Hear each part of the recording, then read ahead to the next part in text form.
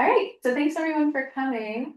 Um, yeah, I think we'll just get started with our usual round robin of introductions. Or wait, maybe actually I'll go over the agenda real quick. So we're gonna do our general updates for the next 20 minutes, not 30. And then we have a presentation from Kim Batchelder to share a little bit about the awards that were made recently on the Vegetation Management Grant program. Then we'll have an introduction or a presentation from the Landsmart Grazing team from Goldridge RCD. We'll be hearing about community cooperative grazing. After that, we'll have a presentation from Joe Nordlinger from Napa Firewise to talk about the Valley Stewards Fund.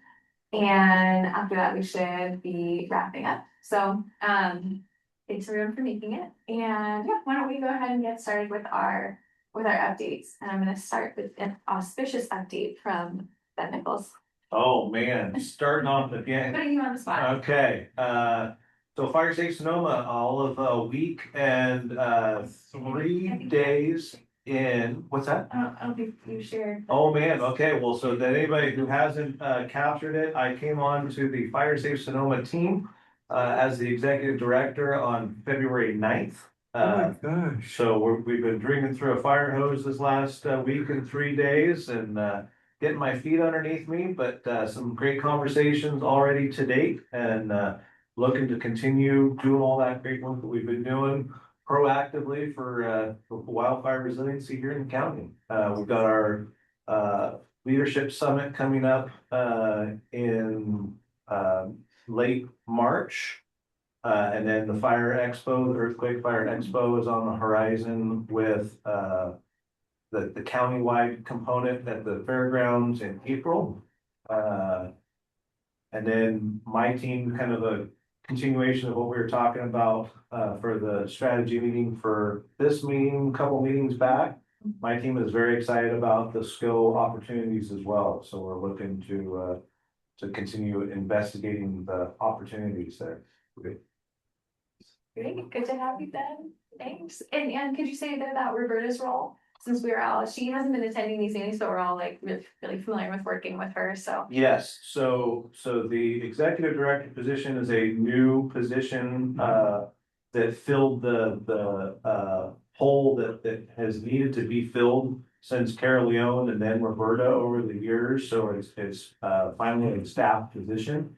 So Roberta will be transitioning back into the board.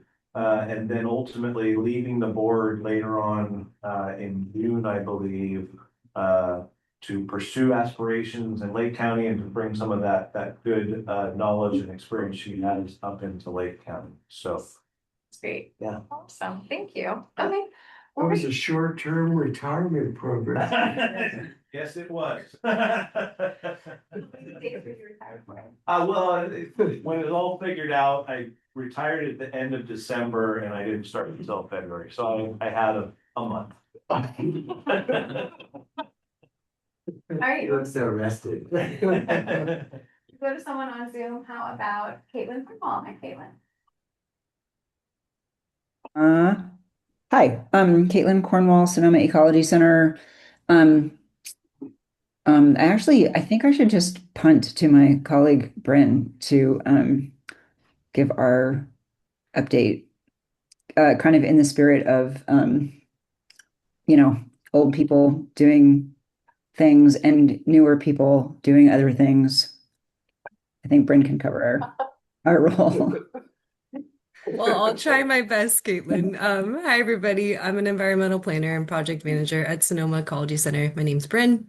I work on Caitlin's team. And our updates at SEC, two main things on my end. We are working with Fire Forward to start doing some site preparation for a prescribed burn at the Van Hoosier Conservation Easement. That is scheduled for fall 2026, but we're very excited to be starting some of that prep work with the Fire Forward team early next month. And then a preview of, I think, a piece of the news that Kim's going to share later. We're really excited to have gotten an Ag and Open Space grant to start doing some work in the Springs fire resilience area, which is above the city of Sonoma and Sonoma Springs neighborhoods. I know Kim will be giving a much deeper overview, but we're really looking forward to getting some money to advance planning in that area and also be supporting the Measure H crews, Conservation Corps North Bay, to get some work done at the first priority property in our list. So exciting stuff, and we're excited to get started. Great, thanks both of you. All right, back in the room. Would you like to go? And I'm Yeah. sorry, your name again? Fabian. My name is Fabian and I'm with Circuit Rider Community Services. Recently, we just got a grant, TIP 5. So if you guys know anyone or have a contact with anyone, we're currently looking for older people, seniors that can't do any work in District 5. It can be any type of work as long as it's landscape or fire resilience work. Oh, Caitlin, did you hear that? He was saying he's looking for, you said it's. Seniors, District 5. It just has to be in District 5. Gotcha, okay. Thanks. Awesome, okay, then we'll take it back over to Zoom, and how about Judy? And Judy, you're on mute.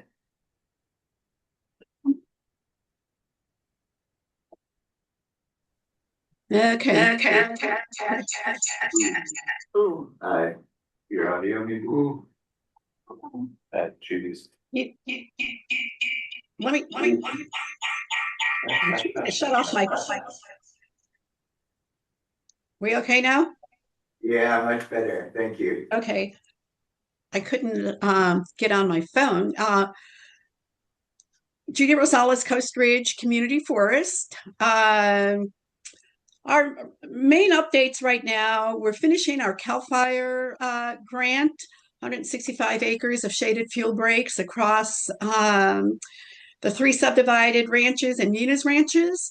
We have about maybe not even a full day left on Muna's ranch, and maybe a half day on Blue Jay Road off Fort Ross Road, which has really been a multi-year project that had taken so many different levels of coordination, beginning with the Cal VTP. It took us a year to find a Cal VTP lead agency, and then Goldridge Fire Protection District stepped in, and we've been moving ever since. So it is such a relief to have that, to close that project that's been going on since 2022.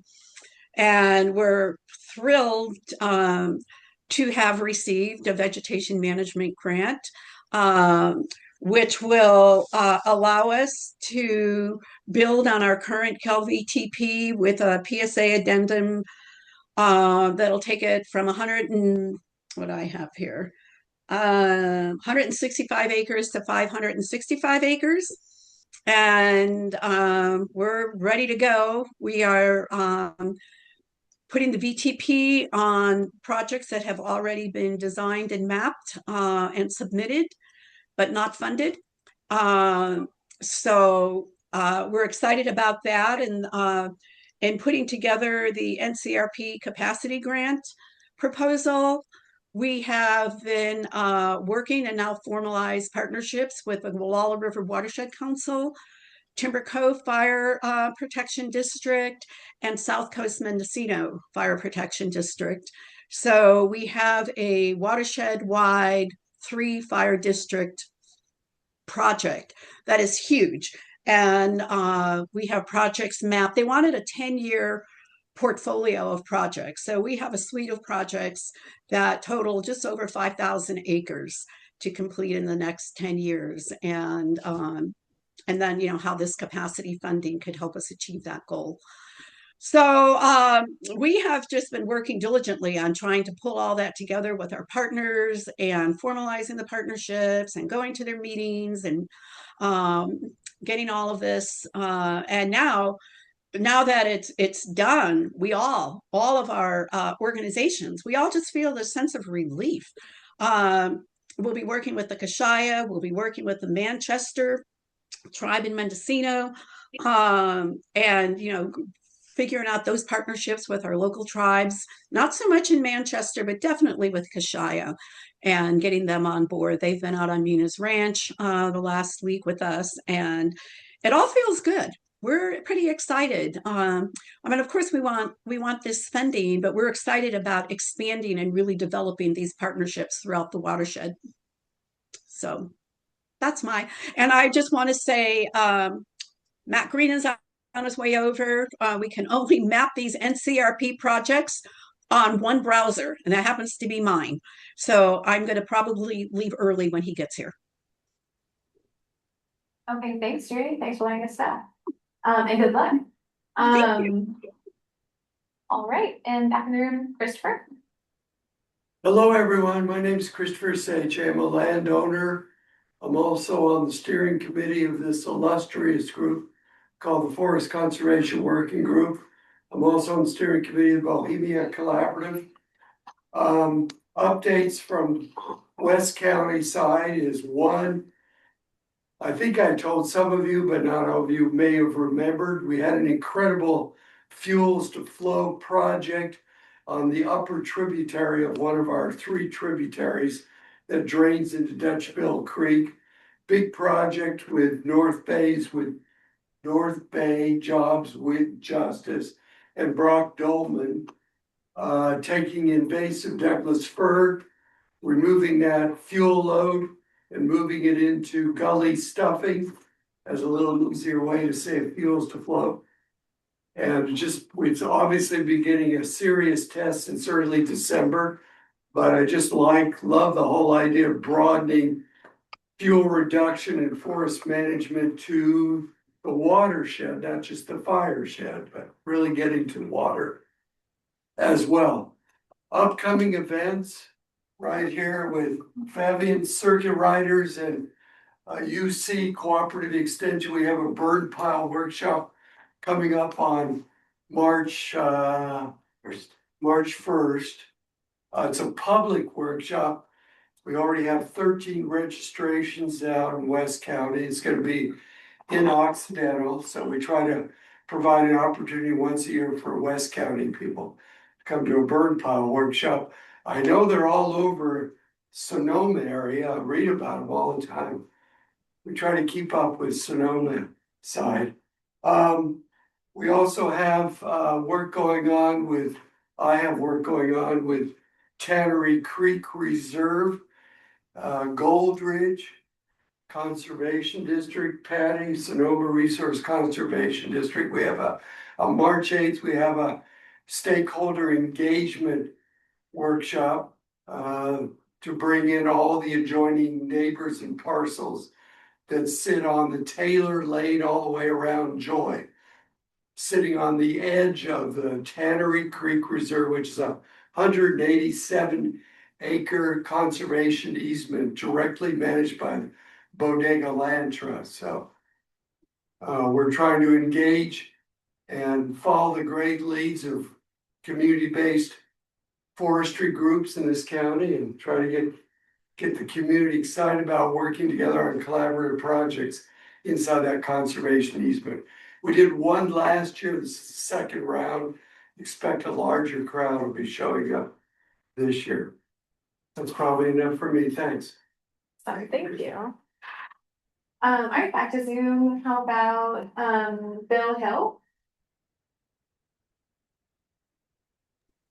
Hi there. My name's Bill. I'm part of the Bennett Ridge community. I'm a landowner, and really got involved with this through Sarah Kaiser and introductions to Emma and the RCD. We're starting our 3rd year of community grazing here on the Ridge for 2026. So we made it past the first year. That was a little touch and go at times because we didn't know what we were doing, and we started a little bit late. Last year we expanded. I think we've been growing somewhere between 10 and 20% each year. This is all privately funded. These are just property owners who have agreed to explore using a combination of goats and sheep at different times.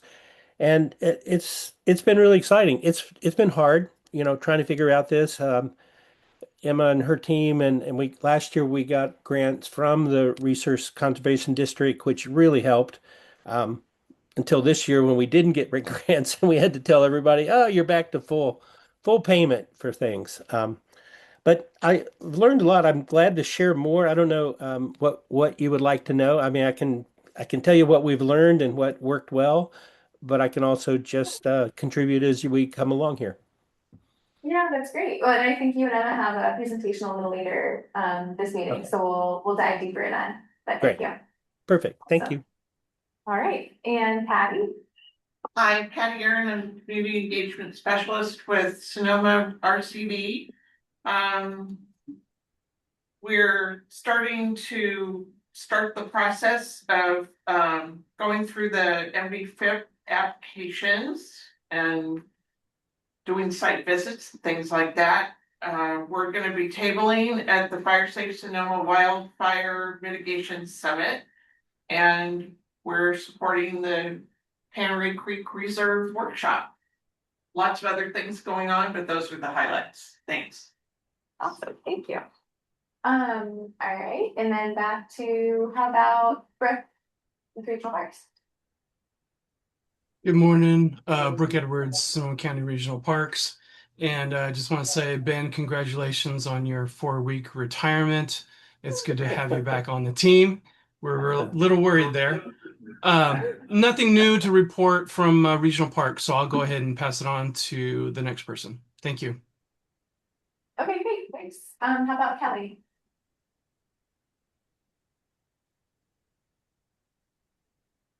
Oh, and you're muted, Kelly. There we go. There we go. Okay, hello, Kelly Mathia, Environmental Resource Solutions, and also representative from Oddfellows Recreation Club. As an ERS company, we're doing many forest management plans right now using NBFIP funds.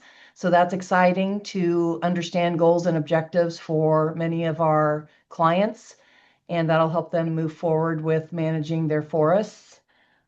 We are also involved in the North Bay Science Fair that is coming up on March 7th at Sonoma County Fairgrounds. We will have a booth there to help educate pretty much junior high school age, but a little bit younger and a little bit older because their parents bring them. So that is always a fun day, and our staff volunteers their time to go over there and do that. So we're putting together a little forestry booth and education for that age group. And we also hope to have a high school person engage with us potentially to teach them a little bit more and what career path they might be able to go into, because we definitely need more foresters in our community to help us get through some of these challenges we're facing. Other than that, Oddfellows is getting ready to do an NBFIP project themselves. It'll be maintenance of the south side shaded fuel break area within the Oddfellows boundary. And we're really looking forward to getting that implemented on the ground once we can get back up into that region due to the nasty rains that we've had recently and those that are coming up soon. So other than that, we're very busy, and I'll turn it back over to you, Adriana. Thanks. Awesome, thanks, Kelly. Okay, Mem? I'm Mim Allison. I'm a landowner in the West County. And I was sorry I couldn't be here for the last meeting. I tried to listen as best I could on my phone while driving through the southern part of the state and picked up bits and pieces. But what struck me is I thought I heard in summary, and I think pretty much in Christopher's part of the presentation, that the working group does consider the contributions of landowners to be an important component of the work of this group. And I'm a new member, member is the right word, but a new participant, having been joining these for less than a year as a landowner, and I haven't quite figured out yet what the landowner role could be or what I could do to participate and be useful. And I'm wondering if that might be something we could put on as an agenda item sometimes, a small bit of time where we could talk about the role of landowners and what we can do to be constructively helpful. Yeah, that's great. Yeah, thanks for bringing that up.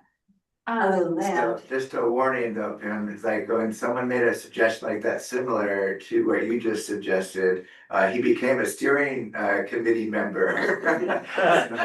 So that's actually our objective, is to try to reach as many landowners and make sure they feel like it's participatory. And so we really love your feedback. yes, Yeah. and your participation. Oh, thank you. Other than that, we're using on my own ranch, we are using the winter season to do home hardening projects. And trying to clear the decks of those projects on the list, because before you know it, we're gonna be back into the defensible space ongoing maintenance that takes the entire summer. Yeah. Awesome, thank you. All right, and I think we just have a few more minutes, and so maybe we'll go quickly through the last. Folks, oh, it looks like Jill Butler is maybe last on the screen, and then we have a couple more people in the room. So go ahead, Jill. Jill Butler, representing Willow River Watershed Council. Looking forward to working more closely with Judy and the Coast Ridge folks in the future. And the other main thing going on is water qualities TMDL project, which is kind of still in the process of rolling out. Patty put on a meeting for them last week, and I guess there'll be a couple more coming up in April and June, Patty, if I remember right. Jason at the RCD is helping water quality put together a technical advisory committee, which seems to be mostly people from state Fish and Wildlife Service and a couple of consultants. And I gather they're gonna put together what they want to see for road assessments, and also start prioritizing the most problematic roads in the watershed. And I guess I should have started by saying the main thrust seems to be that water quality is going to get serious about doing repairing roads where they're discharging into water courses. So the next steps are going to be, identifying the road problems and starting assessments, and at some point starting repair work. And that's it for us. Thank you, Jill. Dee. Yes, good morning. Still good morning. I'm representing Taking Action for Living Systems. And we are still ongoing engaged with putting private money to match the public money. The public money is not forever, and it's never enough. And there are some really good programs that are supporting landowners who want to do the best thing for their land and their forests, but don't have the capacity, and the capacity is a number of types of capacities.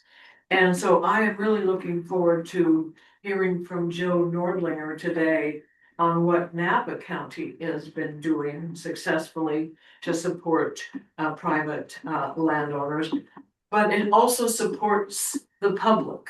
And I think that's an important thing. It's not just the private owners that are benefiting. It is the whole community, the economy. So I'm looking forward to hearing from Joe, and then maybe at a future meeting to go over what we as a group are going to concentrate on for supporting landowners in getting the work done on the ground. Thank you. That's out there. Thank you, Dee. And then Kim, did you want to give an update or is it mostly in your? Good, yeah. Okay, great. Each time. We have, I think it was 30 minutes for your case, but if you would look back at the agenda, we'll know for sure.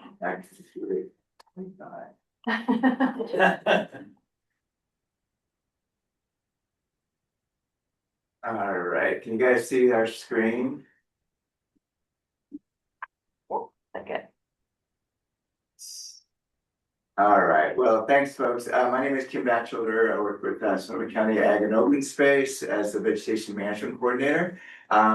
This is a presentation that we gave to each of the Board of Supervisors, highlighting the different projects that were funded in their particular district or county-wide.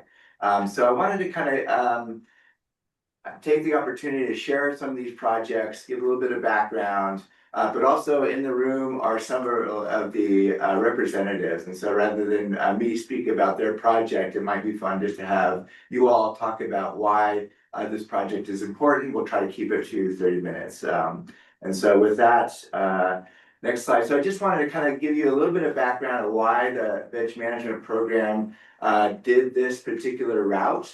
So if you see in track 1, we presented this to the board of supervisors in November of 2023, where we wanted to suggest 2 different tracks of which to select projects. We would follow track 1 was our typical request for proposals, where we send a request out for projects. Lots of the NGOs, resource managers, HOAs, fire districts can apply. It's a pretty straightforward application. They justify their projects. We ran it through the CWPP portal, so we had a sense of where that project would track. And then if their project was seeking funding, then we would complete the project, and evaluation committee would review that proposal. So that was what we did in 2024. We supported 10 different projects in that year. But this project, or today's presentation, is focused on what happened in track 2. So in this case, what we wanted to do is go through a series of workshops over the past year and a half.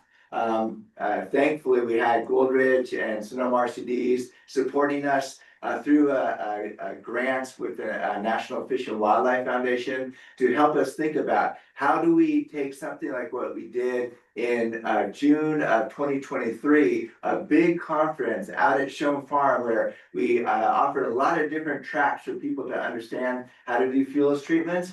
How do we take that on the road, essentially? How do we go to the communities and organize these workshops so that more people are engaged in how to do these types of fuel treatments? What are the tools? What are the workforces? Those types of things. So we followed that track in order to develop these projects.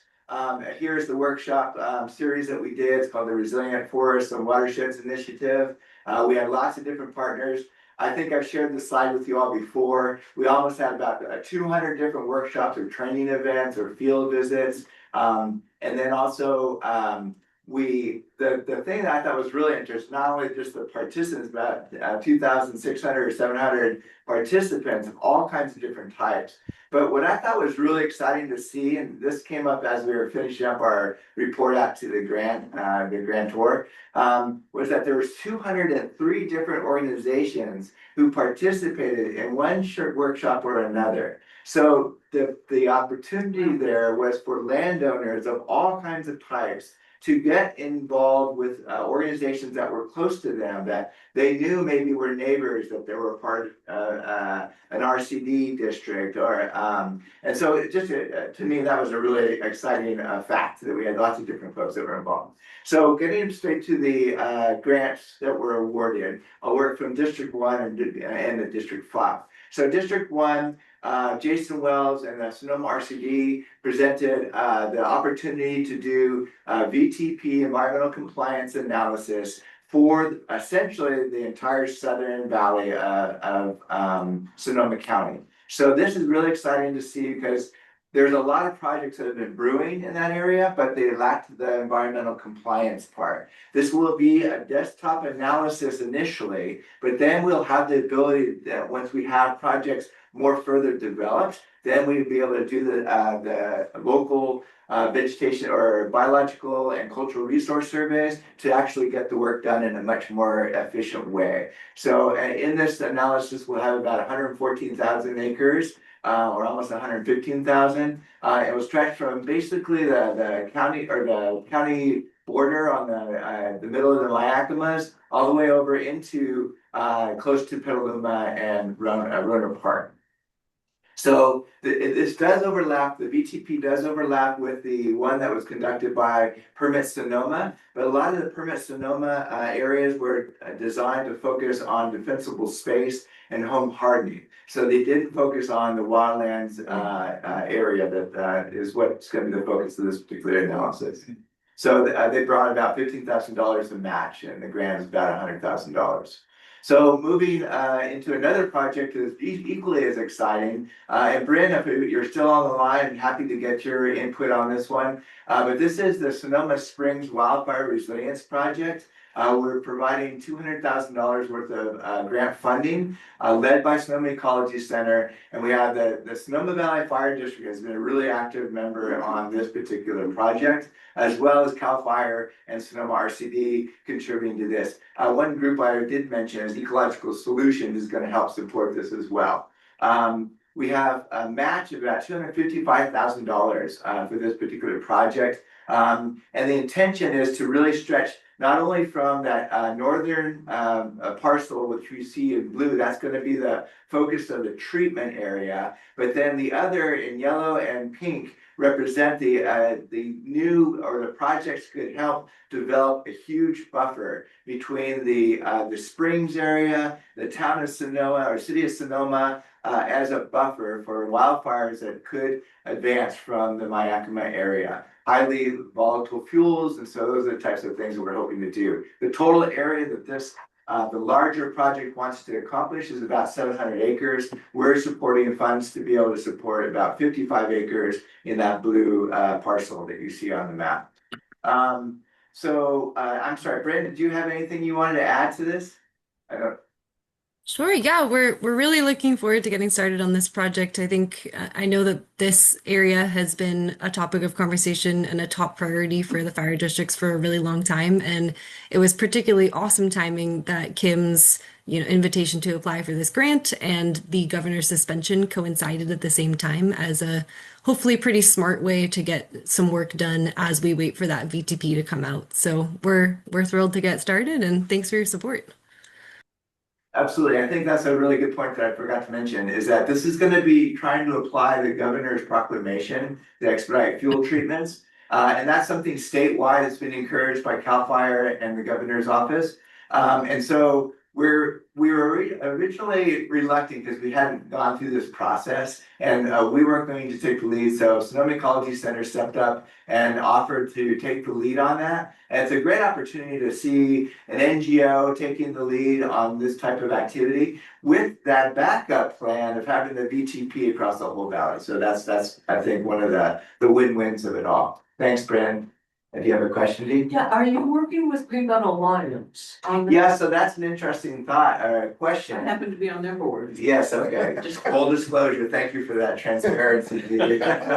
So the actual design of this project comes from a Greenbelt analysis of this region, trying to identify how do we address all the heavy fuels right above this highly dense community, largely of folks with lesser means to be able to do the fuel treatments. We're working with larger landowners, and some of those yellow parcels are vineyard owners who could complement the work that's going on with Sonoma Ecology Center. But that was one of the foundational studies that was done with the help of Greenbelt Alliance, Sonoma Ecology Center, and Ag and Open Space participated in that analysis.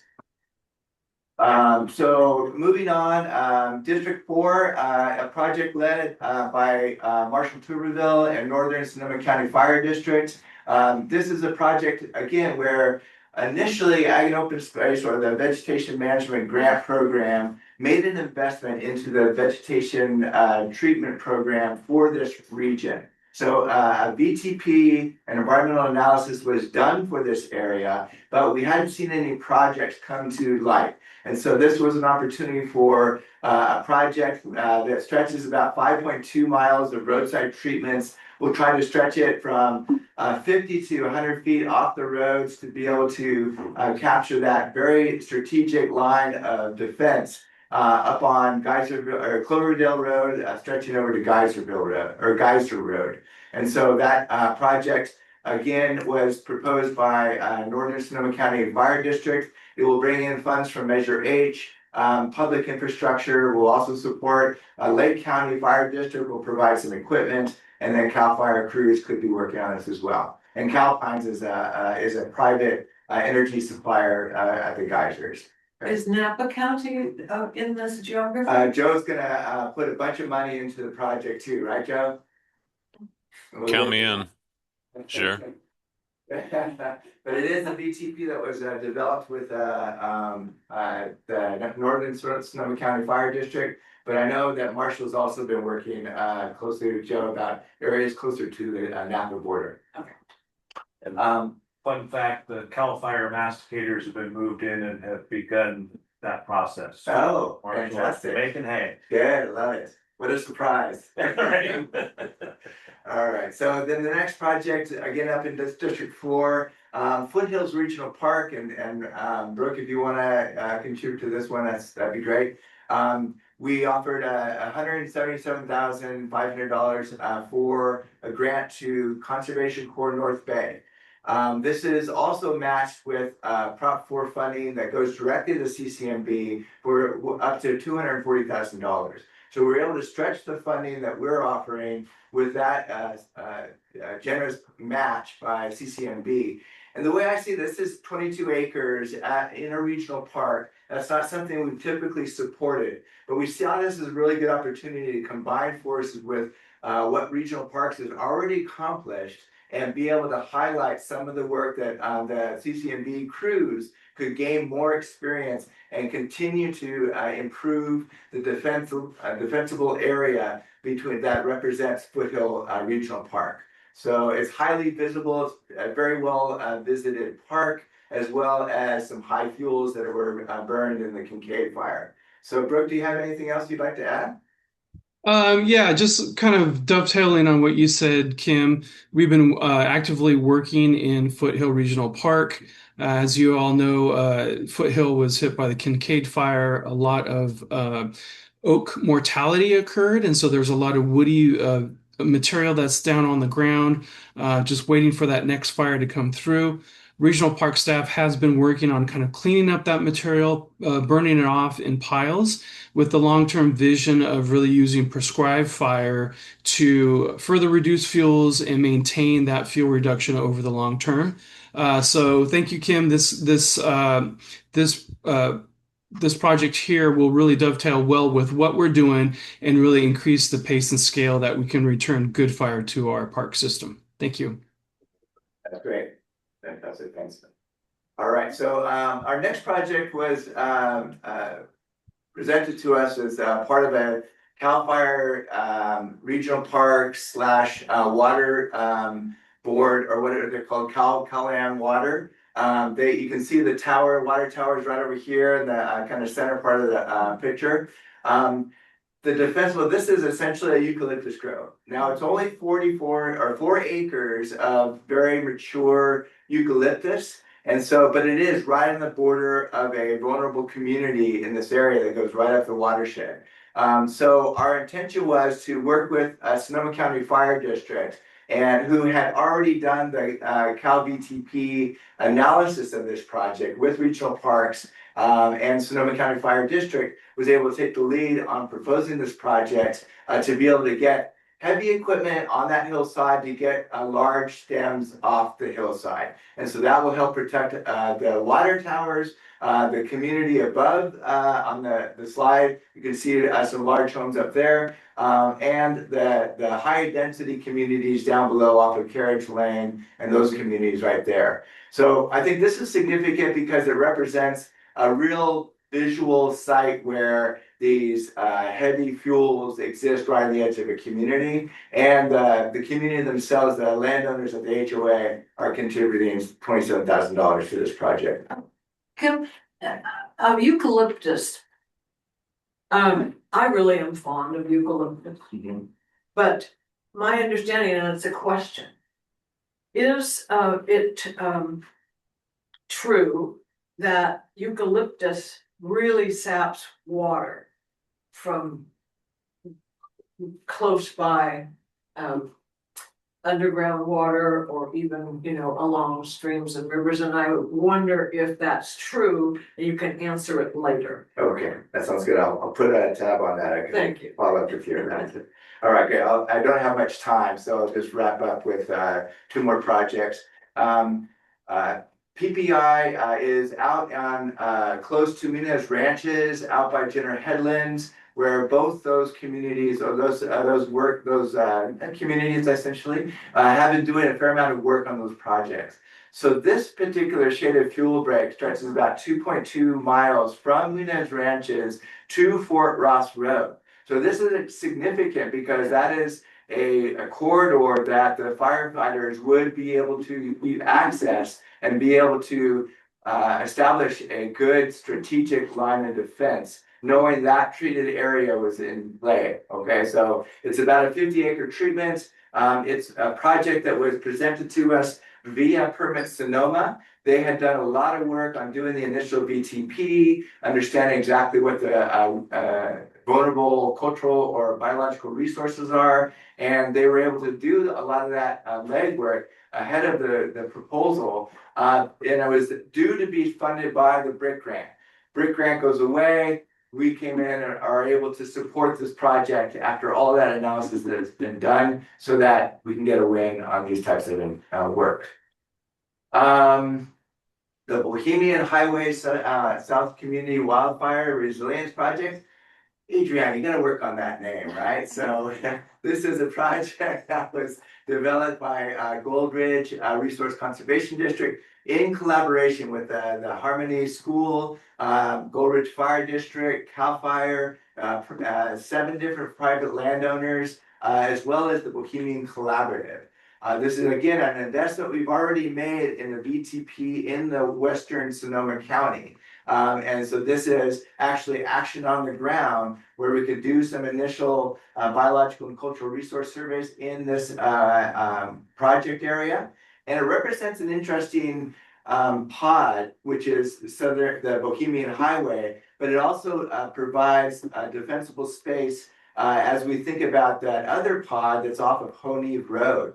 So one of the things that the proposal presented was the potential to use it as a demonstration for us, for those up on Honeve Road who can demonstrate how these different projects can be done as a living example near their area.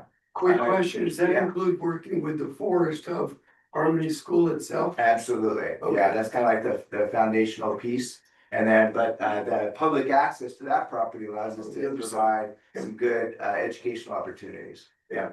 Adriana, do you want to add anything to that? Yeah, I mean, absolutely. So I think, yeah, Harmony School is a foundational piece to this, but they also have some really motivated smaller parcel landowners surrounding the Harmony School who have been doing, been learning how to do forest fuel reduction work, pile burning. They even did a small broadcast burn. It sounds like there's a neighbor that works for Fire Forward who's been really trying to encourage this community to get to think about using pile burning and broadcast burning more.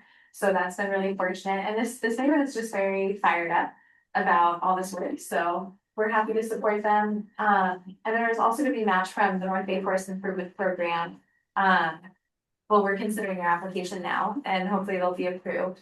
And so the project will do a lot of understory work in the redwood forest, and some brush management in the kind of more open, brushier fields.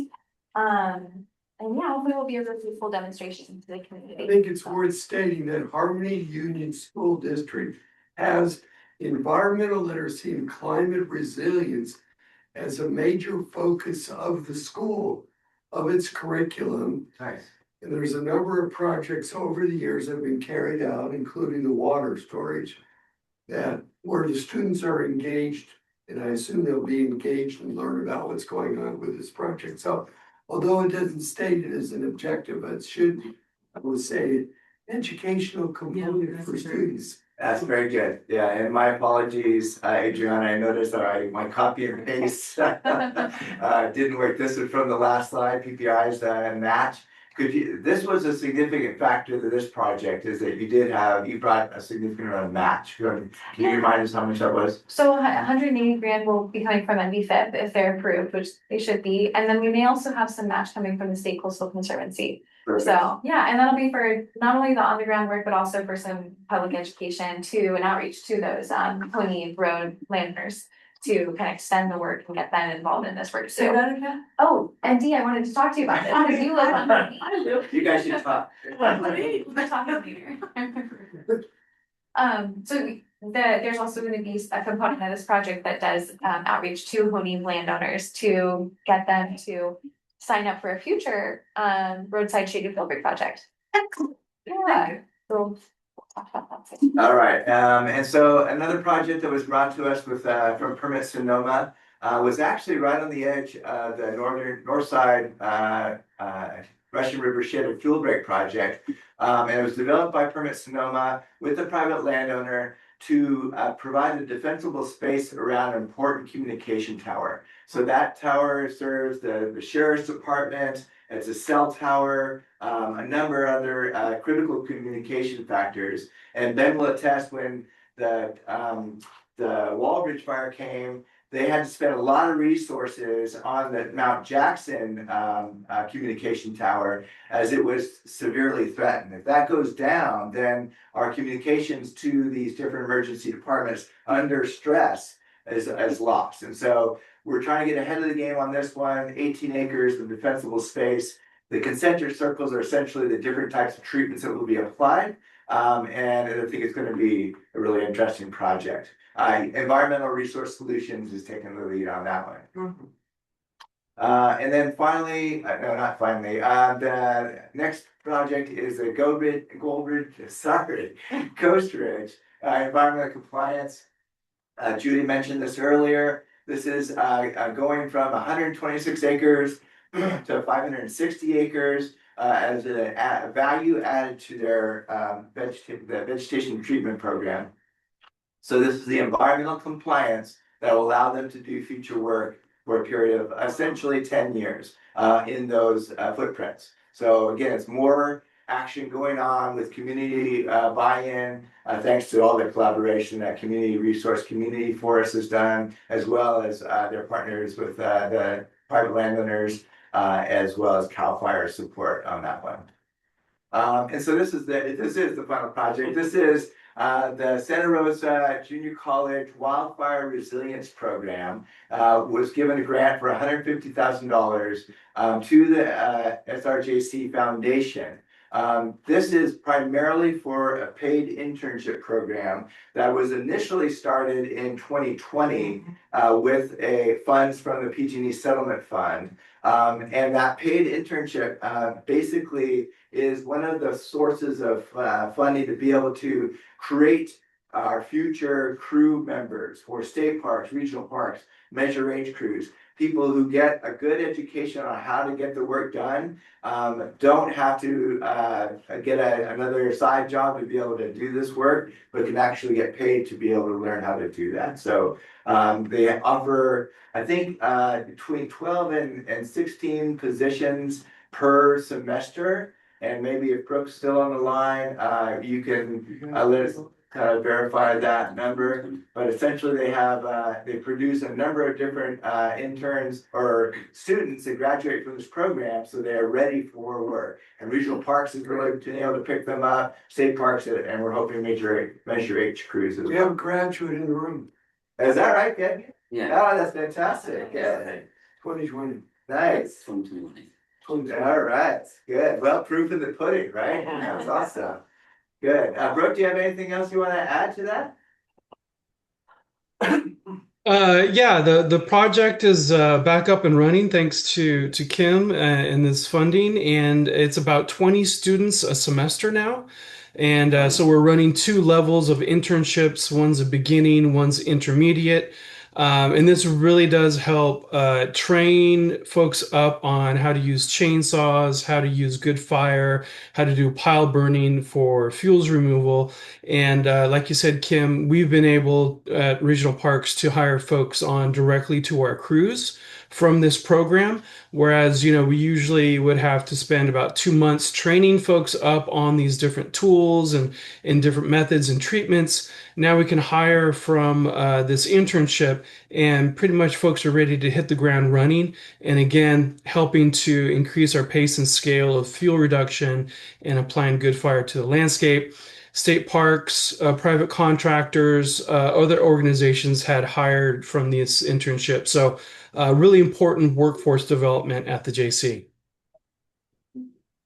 Brooke doesn't know this, but I also have a secret plan to try to get the crews doing field treatments on lands that we see as high priorities, so that they get more experience or shadow other crews. So that starts to increase the ability to do workforce development in a really practical sense. So we'll talk about insurance later, but I think it's a great opportunity to figure those things out. I really like the potential. They've been able to partner with a lot of really interesting organizations like Terra up in, I think they're up in Mendocino County. Fire Forward also contributes as a technical expertise. And then I don't know if I imagine you bring in CAL FIRE folks to be able to help on the trainings.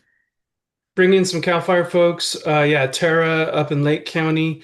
And they've also been partnering and helping out with some work on Yaka'ama, which is right adjacent to Shone Farm. Fantastic. Great. Thanks for bringing that proposal to our attention. All right, so that's all I got. And the one thing I did want to add to this is in March, we're going to do a site visit with Fire Forward with the intention of trying to figure out that maintenance factor. We've already done a lot of these different projects on the ground across since 2020. We have 85 different projects that we funded through the Veg Management Grant Program. And so a lot of people are starting to chomp at the bit, like, how do we maintain this? Do you really expect the landowners to take all this on? It's like, well, yes, we did a big investment in getting some of the shaded fuel breaks done, but now it's coming back to how do we maintain it? So we want to kind of connect the dots, try to have some demonstration prescribed burns on some of these projects that we've already implemented and are now starting to regrow. So trying to figure out how the most economic way we can try to get more good fire on the ground. So that's happening later in March. Private funding, private funding. There you go, I love it. He's gonna write a check. I think that's what you just said. Absolutely. Well, I will if you will. All right. I'm a public servant, you know that. Just teasing. That would be a public-private. There you go, for a partnership, I love it. Thank you. All right. Cool. And I'm right on time, right? Right on time. I think we have time for maybe one or two Oh, questions. yeah, for sure. Yeah. Anyone has them, or if any of the other project, partners want to say anything about their projects, Kelly or Judy.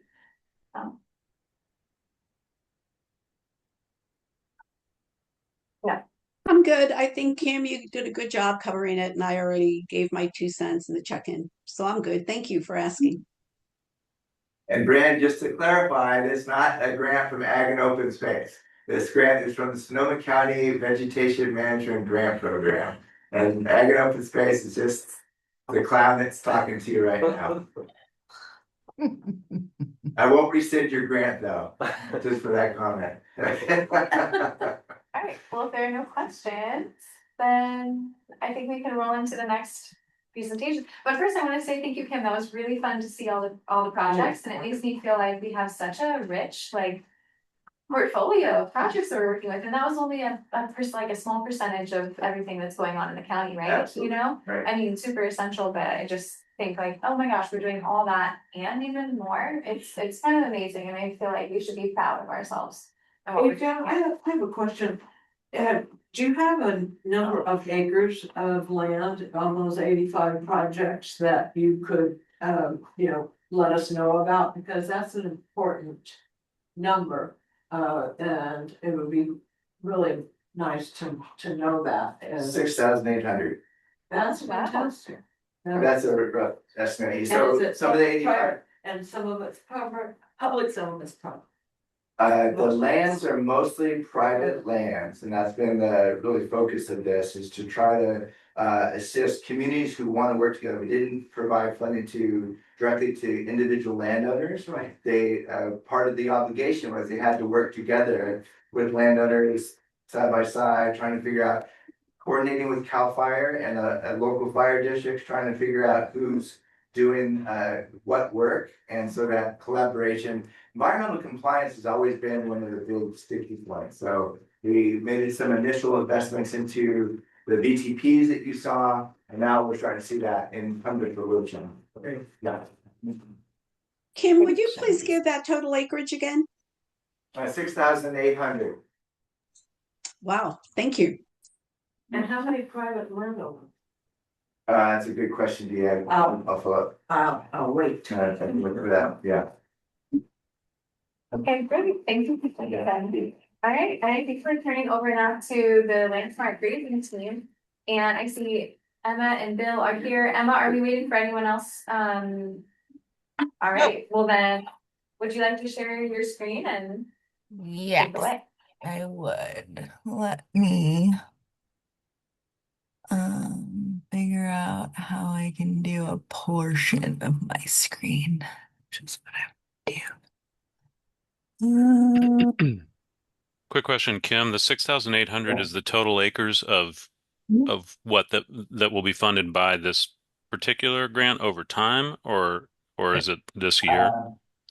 Yeah, no, that's from the 5 years that we've been doing these grants. So the first grant was in 2020.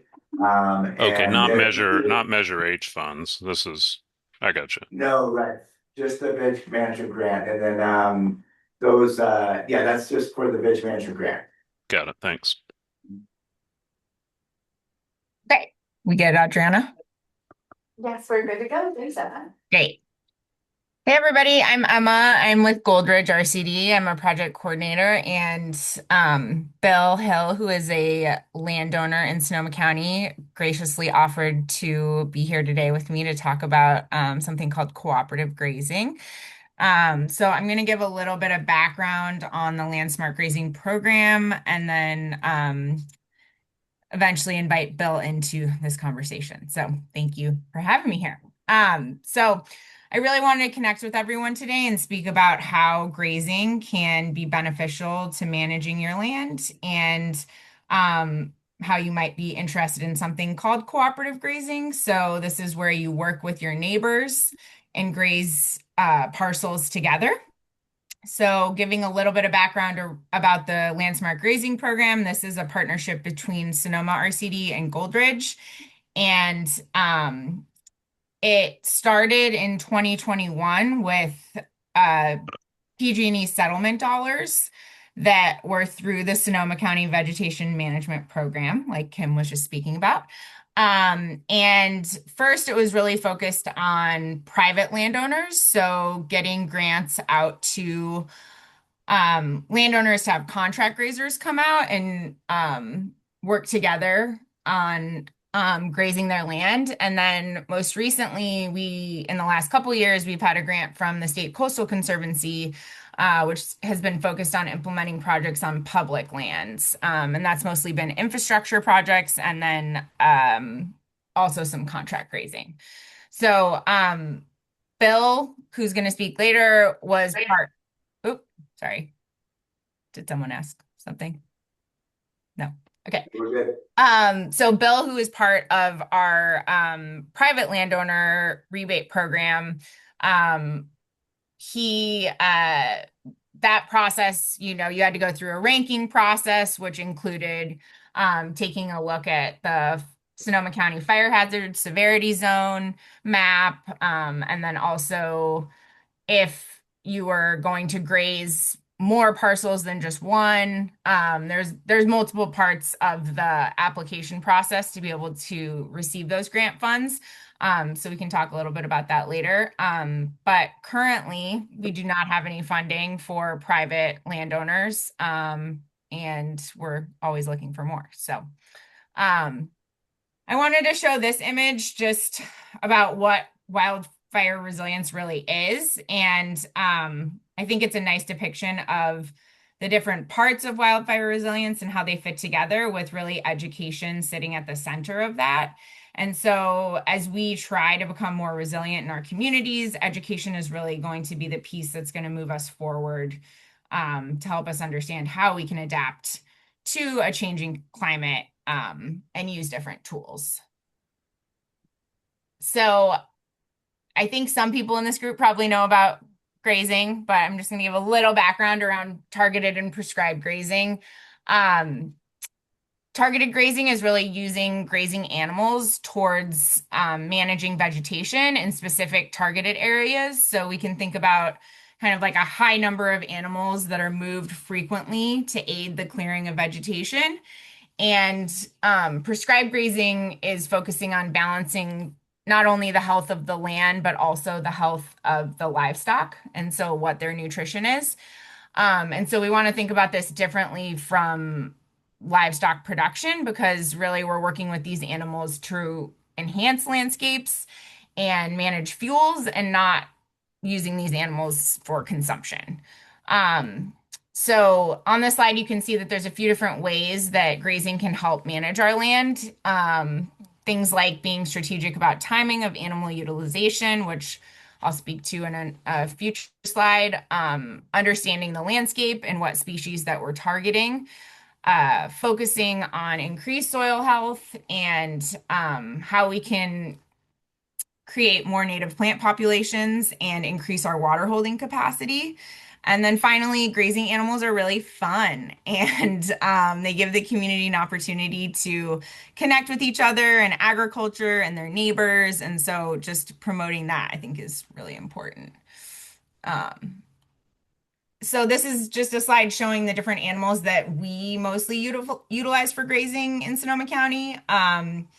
And the first step to knowing which animals are right for your property is either going to have someone like the RCD, or we have a grazing consultant, Sarah Kaiser, with her company is called Wild Oat Hollow, who can come out and survey your property and help you understand which animal is best for your property. And then you can also use contract grazers as tools to help you understand your property and who would be best. And this is just giving a brief summary of kind of each grazing animal is best at consuming in terms of vegetation.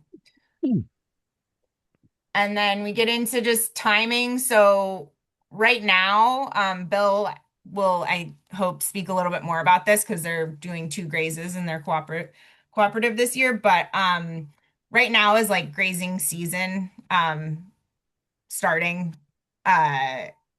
There's, new plant growth. There's abundant water. So it's good to target new growth. And then ideally you would do another graze later in the season. So this would be kind of a green graze, and then later would be a brown graze when things are not as alive as they are right now with abundant water. And then I wanted to share just a few photos. So this is a private landowner that we grazed in 2024, June and then July. So it's showing before the graze and then after.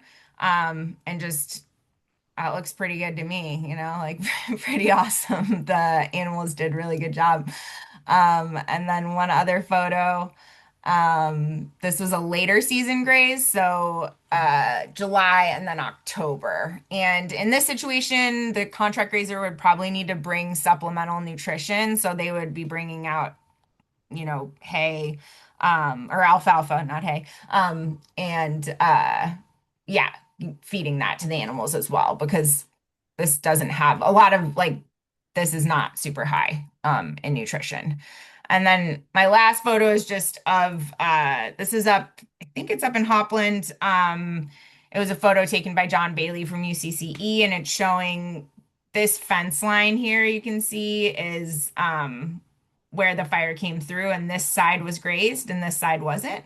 And so really just showing how effective grazing can be in aiding when wildfire comes through a landscape. And then lastly, this is just William and I at Goldridge. That's our contact. And I can pop a few links in the chat and also give Adriana and Rose this deck and also more information that they can send along after this meeting. And then Sarah Kaiser, who is our grazing consultant, who can help you with anything any questions you might have.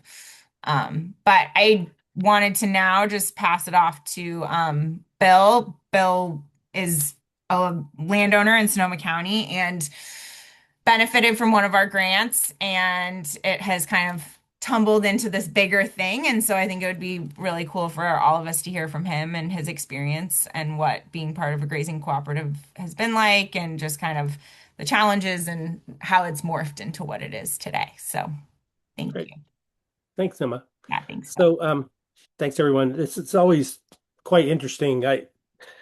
Listening in on this to realize how little I know, but I have learned a lot in 3 years. So it's encouraging when I can actually follow along with some of these things and go, oh yeah, that's what we learned too. So I'm going to give you just a really quick story, which was I bought this property on Bennett Ridge, which for those of you know, pretty much burned.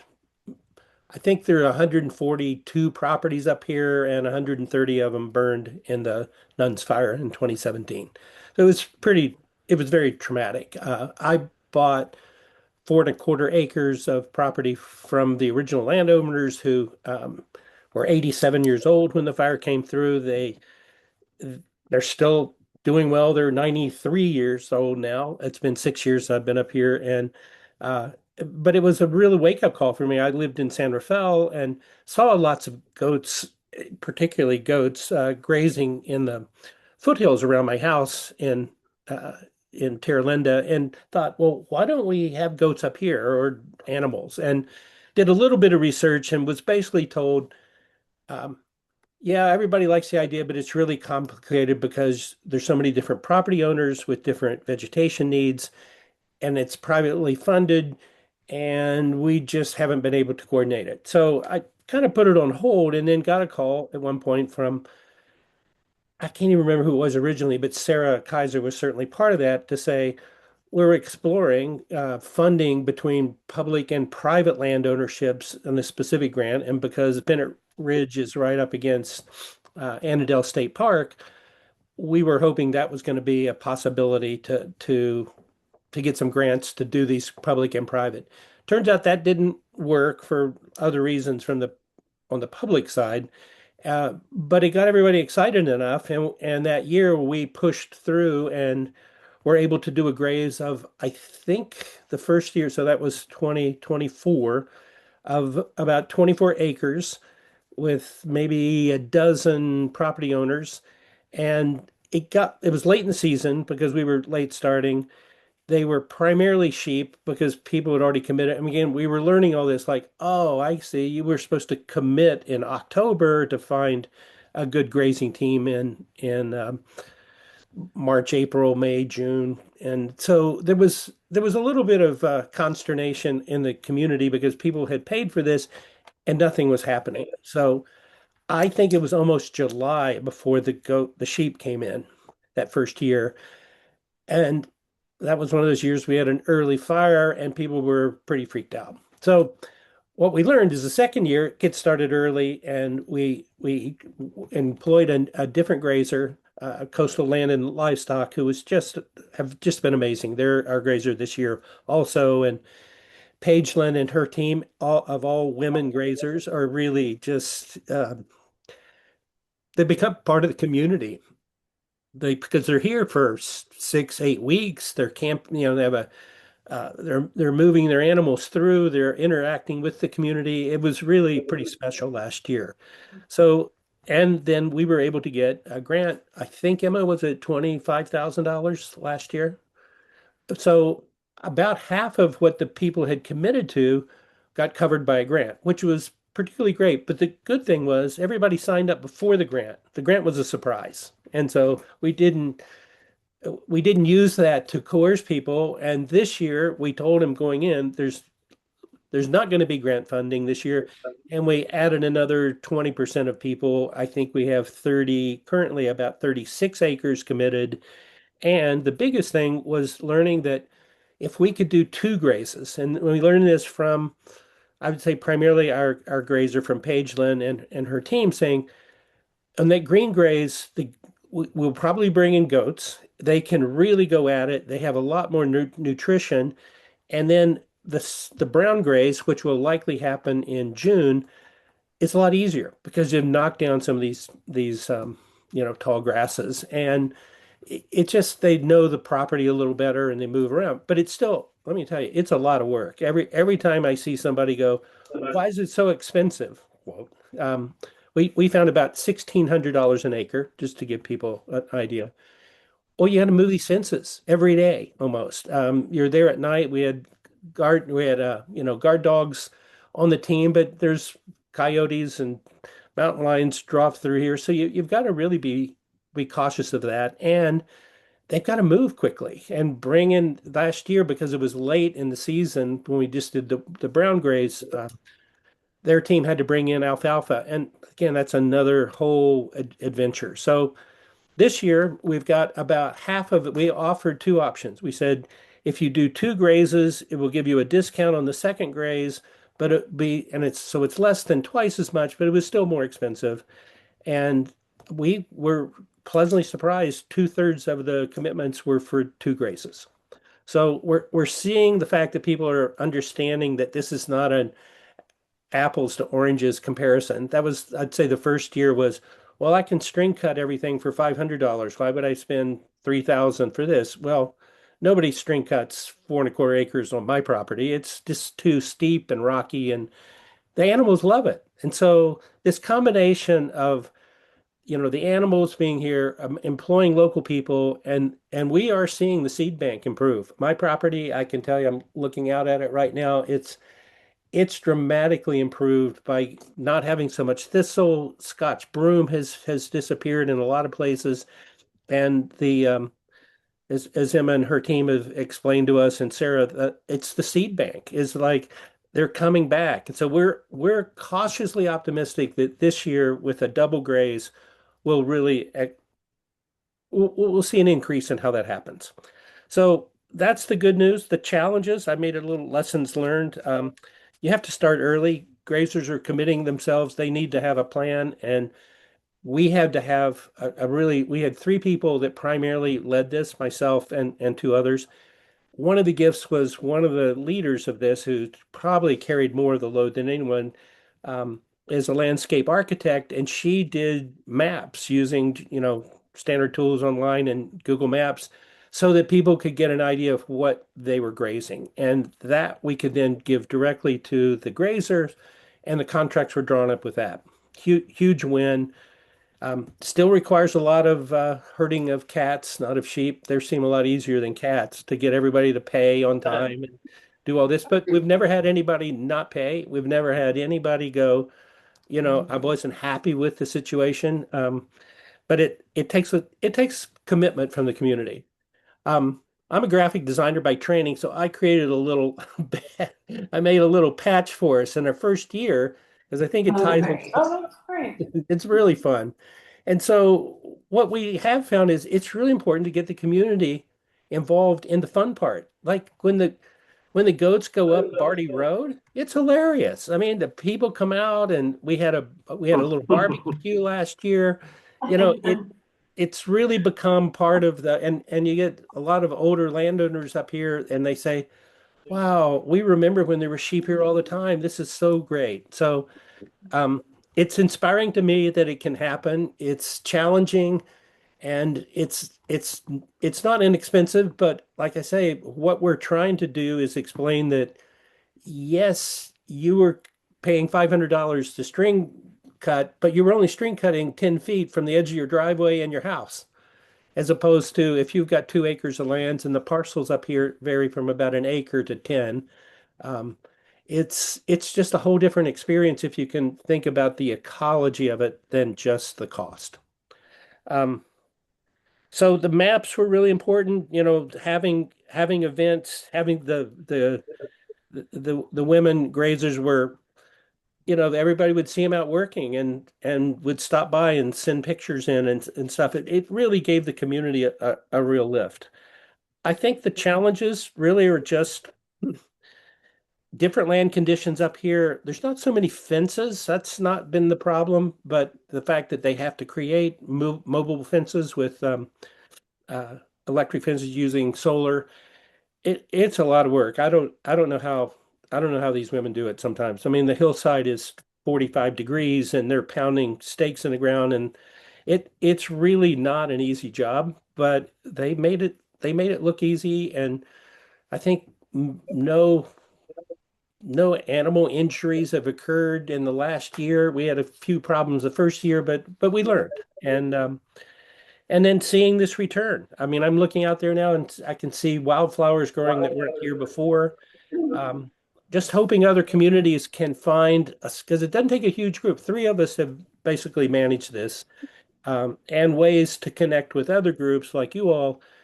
If there are funds, that just helps. But I think our approach has been don't depend on funds. That's a gift if they come in. But we will gladly accept them if they're there. Oh, Yeah. that's great. That's great. Well, I just want to mark the time. We have 5 minutes left for this topic, and I'm sure there's lots of questions. So is it okay, Bill, if we turn to the room for questions? Absolutely. Okay, great. All right. Andy, you're first. Thank you. Is a part of the success of the soil improvement due to the animals fertilizing the area? I would think Yeah. so. Yep. And is the Farm Bureau giving any acknowledgement to this additional opportunity for farmers to make some money? That's a great question. I can't answer for sure. We were so excited about this time last year when we met with, in addition to the RCD, and I'll forget the name, the Department of Agriculture, similar group. What's it called? Somebody, the special NRCS? projects. Anyway, NRCS, yeah. USDA. They were out and they gave us some. They were thinking there would be funding for that. It didn't happen because of the political environment, but that was one of the questions was this is a benefit for farmers and grazers and people out there. So we really hope if we can scale this a little bit more. I mean, I think there's 200 some acres up here. I'd love it if we could get half of those grazed in the next year or so. And the third part is just the so they eat the plants, they poop and pee out the remnants, so you don't have fuel lying on the ground. That one picture you showed, Emma, I think was the one example where a lot of the uh, the grass that they cut originally fell onto the road, but otherwise it goes away. So you don't have the fuel lying on the ground that's dangerous. Right. And then the hooves, cloven hooved animals dig up stuff. So everything is soaking in more. On my property, which is fairly steep, the amount of water that runs down the hill after some pretty hard rains we just had has dropped dramatically. And I think a lot of that's because it's just more porous. Thank Yeah, you. that's the water holding capacity that I mentioned, Bill. So that's awesome that you're seeing that. I think I'm sorry, I don't know your name who asked the question, but one thing that we're really promoting through the RCDs, and will continue to with future grants, is farmers, like you said, who live next to other private landowners or public lands who can just open a gate, and there can be contract grazing that can happen through setting up temporary fencing and like creating more capacity in these ways that are a lower lift and might not be as expensive as having, a contract grazer come onto your property just, out of nowhere, in a different situation than if you have a parcel that is next to someone who already has grazing animals. So that's something that good. we're definitely interested in and continue to work on. Great point. All right, and then we have two more questions, Christopher and then Mim. Mine's more of just feedback. Having already participated in the collaborative grazing program, I just want to acknowledge and appreciate the RCDs, because I think this is one of the most innovative programs going on in our county. And I was part of 3 parcels that were part of this early on. And I want to acknowledge the 2 objectives of this grant, because I'm not sure the public really understands. One is the collaborative notion. It's time to get people talking with each other across silo fence lines for multi-purpose, not just grazing, but fire and everything else. And 2, I still love your other objective of not using fossil fuels. The amount of fossil fuels used in this county for mowing is extraordinary. And we're way behind on our greenhouse gas reduction because of the fires and everything else going on. So this is just such an important contribution. I don't think it gets discussed and promoted publicly enough. So Yeah, very just thank you, RCDs. Thank you. Well, I'd like to reinforce the message here with a real example of the Myers fire that came down from the north through all the forested area within Timber Cove and got to our property on Myers Grade, which is grazed cattle. And that slowed it down enough for a break to get put in, the fire stopped there and continued. So it works. It's like that photograph that was shown on the side, one side of the road was grazed and the other was not. Yes, yeah, that's awesome. Thank you. Well, with the last minute that we have, is there anything, Emma and Bill, that you want to say kind of looking forward? Maybe what's on the horizon or anything that any requests you have from groups like ours? Can we ask Bill to answer one question? How are you going to keep doing this year after year, Bill? I was wondering about that too, and That's our goal. Yeah. So this is year 3. You know, I always say, somebody once told me an adage in the design world says, think big, start small, scale fast.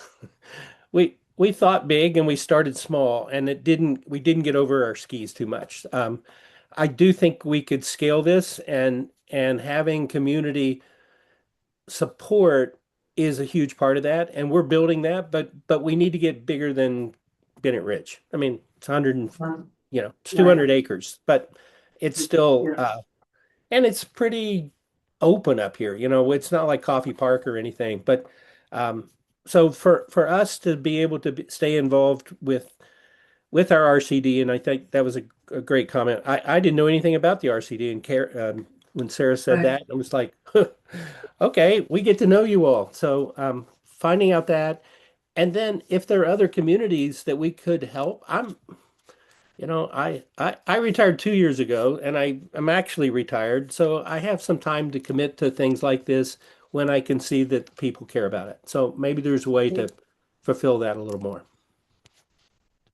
Keep his name on the list. Bill, I know we're short on time, but I noticed that you mentioned there was a reduction in cost year over year. And then to the conversation about the long-term ability to keep this going, your subdivision has a unique opportunity with the landscape that your subdivision sits on to be able to have some of that larger fenced-in areas that's already set in place. So it would reduce that cost to the portable fencing and the setup of the herd. Have you guys talked about that as a subdivision, about growing that capacity, that infrastructure to support a flock? I do. It's been on the horizon. I think the other thing that Pageland pointed out to us last year, she goes, you all would be a perfect community to have a flirt of sheep and goats here all the time, if you could find a way to manage them. And then it solves Emma's question too, of you don't have to truck them in. I mean, we still do have fossil fuel spent trucking in animals and sending them back. So if there was a way that we could collectively, have that and then let them move around, it would be a huge benefit, and it would be probably the biggest cost reduction is if we had some animals here more of the time. And that's the goal, I would say, of the cooperative grazing model is to eventually have a community have their own animals if possible. And we know that obviously that's not possible for everyone, but yeah, that would be the goal. And I don't want us to run any more of your time up, but we just appreciate you so much having us here, getting to share with you. And it's been really great to talk to you today. So I'll send contact info to Adriana in this deck if anyone wants to reach out with any more questions. Thanks. For the networking opportunity, it looks like we lost Judy for the day, but Coast Ridges has done a lot of great community grazing and their own flock over time. So that might be a connection to make, Bill, to look into that long term. Great. I'll do that. Emma, can you help me? Yeah, I remind me how to can do that? send you their information for sure. Yeah, no problem. Okay. Thanks everyone. Appreciate it. Thank you, Bill, and thank you, Emma. Those are great presentations. Very nice. Really appreciate that. You're welcome. Awesome. Thanks so much. Well, all right. I guess we're on to yet another amazing presentation. It's just like nonstop today, which is great. So I'm going to pass it over to Joe. And Joe, thank you so much for coming and for staying for our whole meeting too. It's been, hopefully it's been fun listening in on some of the Sonoma stuff. And now we're really excited to hear what's happening in Napa. So let me know if you need any tech support with getting your presentation set up. Yeah, no problem. Thanks for having me. Let me just share a screen here really quickly. Can you see the slide deck here? It's loading. Yeah, that works. Okay, great. Perfect. Let me just kind of move some things around. Just a quick time check. I know when we had corresponded, you were talking about a 30-minute presentation with 10 minutes Q&A. I have us wrapping this meeting here in about 30 minutes. Is that right? I lost your audio. Are you guys muted out? Sorry, yeah, that's right. If you need to go on a little further, there's plenty of folks who can stay. Okay, great. Yeah, well, thanks for the opportunity to share, and it's always great to hear what's going on in our neighboring counties. As we all know, wildfire doesn't really care about a county border, so what happens here in Napa affects Sonoma and vice versa. We all know that fire has come from Napa into Sonoma and from Sonoma into Napa, so we've largely understood that wildfire is something that needs to be sort of thought about much more holistically than provincially, and so we're keen and interested to always partner where we can with neighboring counties and agencies.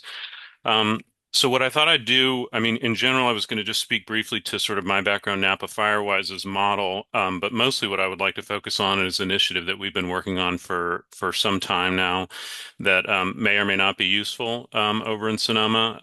We think it has some legs and some traction, and so we thought we might share that framework to the extent that there are folks in Sonoma that are interested in it. And I'll just kind of move through a handful of things. This is actually from a presentation that I just gave to the state deputy fire marshal Bigelow.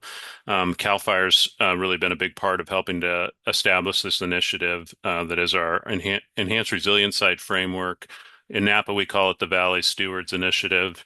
There's no naming convention on it to the extent that it's useful elsewhere. Encourage people to think about how they might adopt it. So I'll spend just a bit talking about Napa Firewise and our model, and then mostly what I want to do is just jump into this this framework that is the Valley Stewards Initiative. For some time now, Napa has really been sort of thinking deeply about wildfire resilience in a comprehensive way. I'm the CEO of the organization. My background was not originally fire. My background is building large services firms, thinking about professional services, thinking about audience segmentation in a private sector context, thinking about how you scale services, and thinking about how you just really work efficiently. It's from a platform standpoint. And so I got involved with this issue some time back when I bought 28 Hillside Acres and quickly realized after the Rag Canyon fire that my beautiful forest also came with some sort of threats and some things that I needed to be aware of. So I decided to go through the academy. This was while I was the CEO of a fairly large company that I founded and became a volunteer firefighter, then got involved with the Mount Veeder Fire Safe Council, and sort of started to think deeply about, okay, where and how do we get money to address the scale of the peril of wildfire? And so built a little content engine, started cranking a lot of grants, and over the course of a couple of years was able to secure about $1.7 million for the Mount Veeder Fire Safe Council to do work on our 38,000 acres of response area in that region. We also worked to help establish the Mayacamas Volunteer Fire Foundation, our fire safe council on the other side of the border. And along came 2017 fires. Those fires nearly destroyed my home and about 30 other homes, but a fuel break that had been established on the ridgetop became critical to holding the fire on the other side of the ridge, and was able to sort of see that firsthand.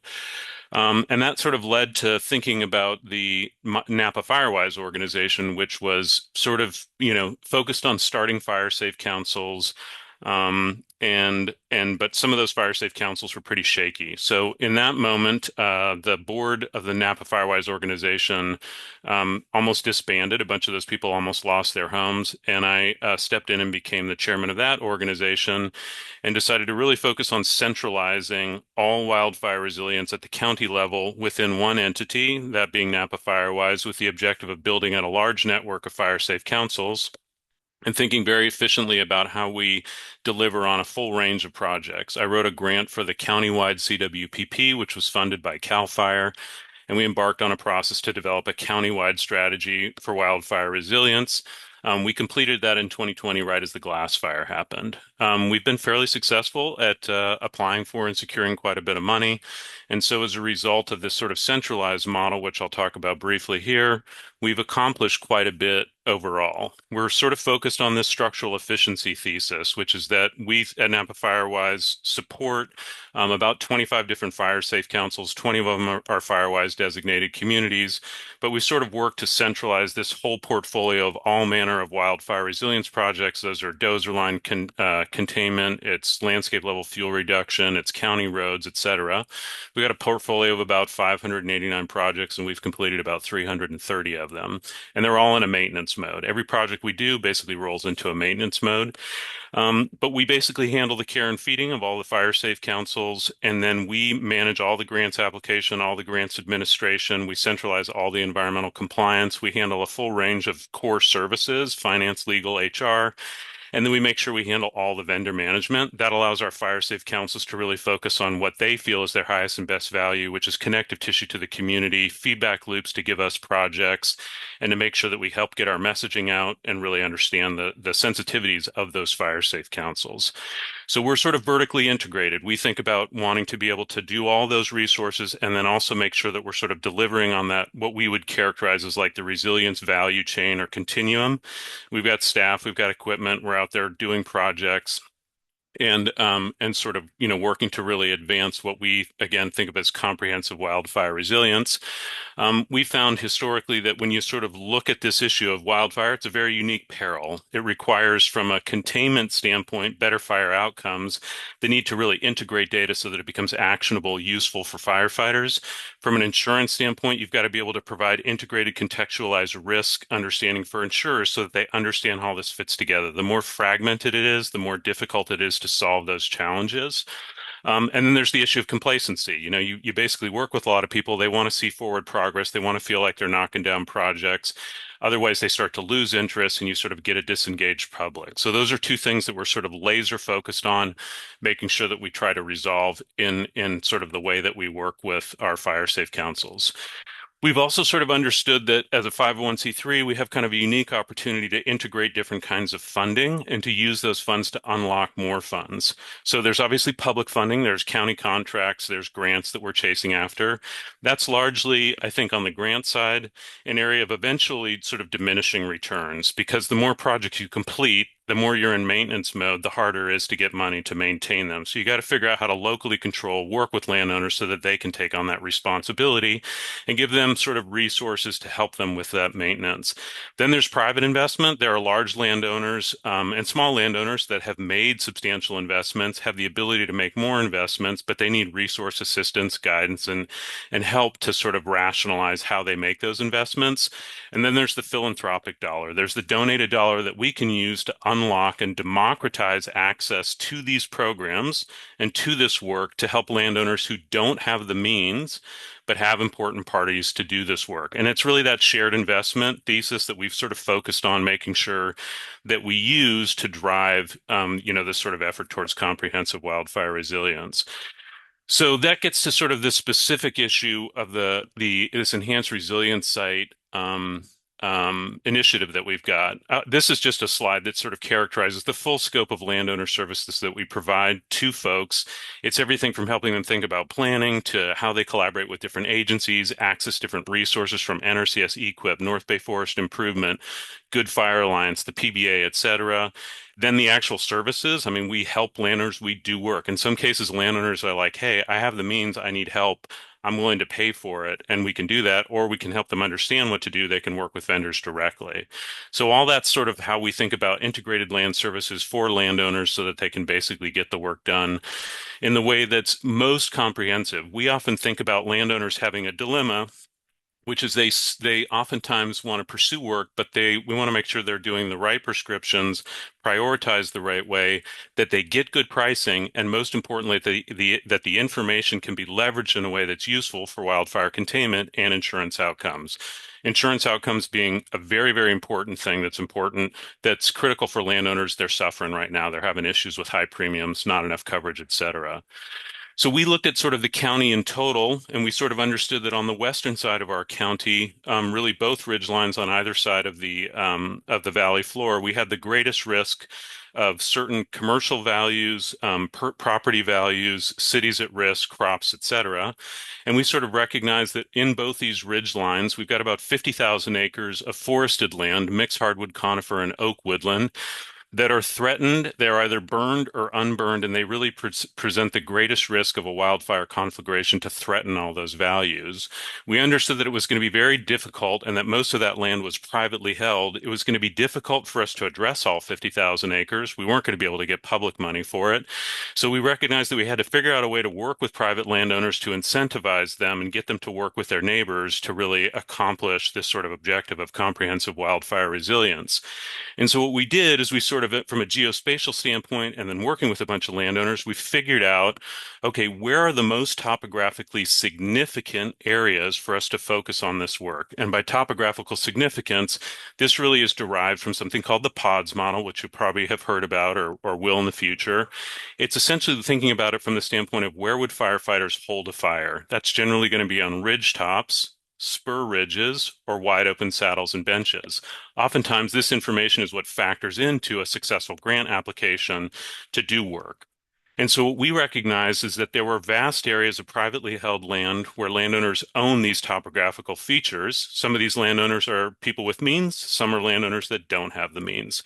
And so what we did is we said, okay, let's zero in on the places of the most topographical significance, and we can work with those landowners to achieve some of these resilience objectives that we've got and narrow our focus, but increase our impact. So that 20,000 acres is also, or 50,000 acres, is also landowners who probably suffer the most from an insurance standpoint.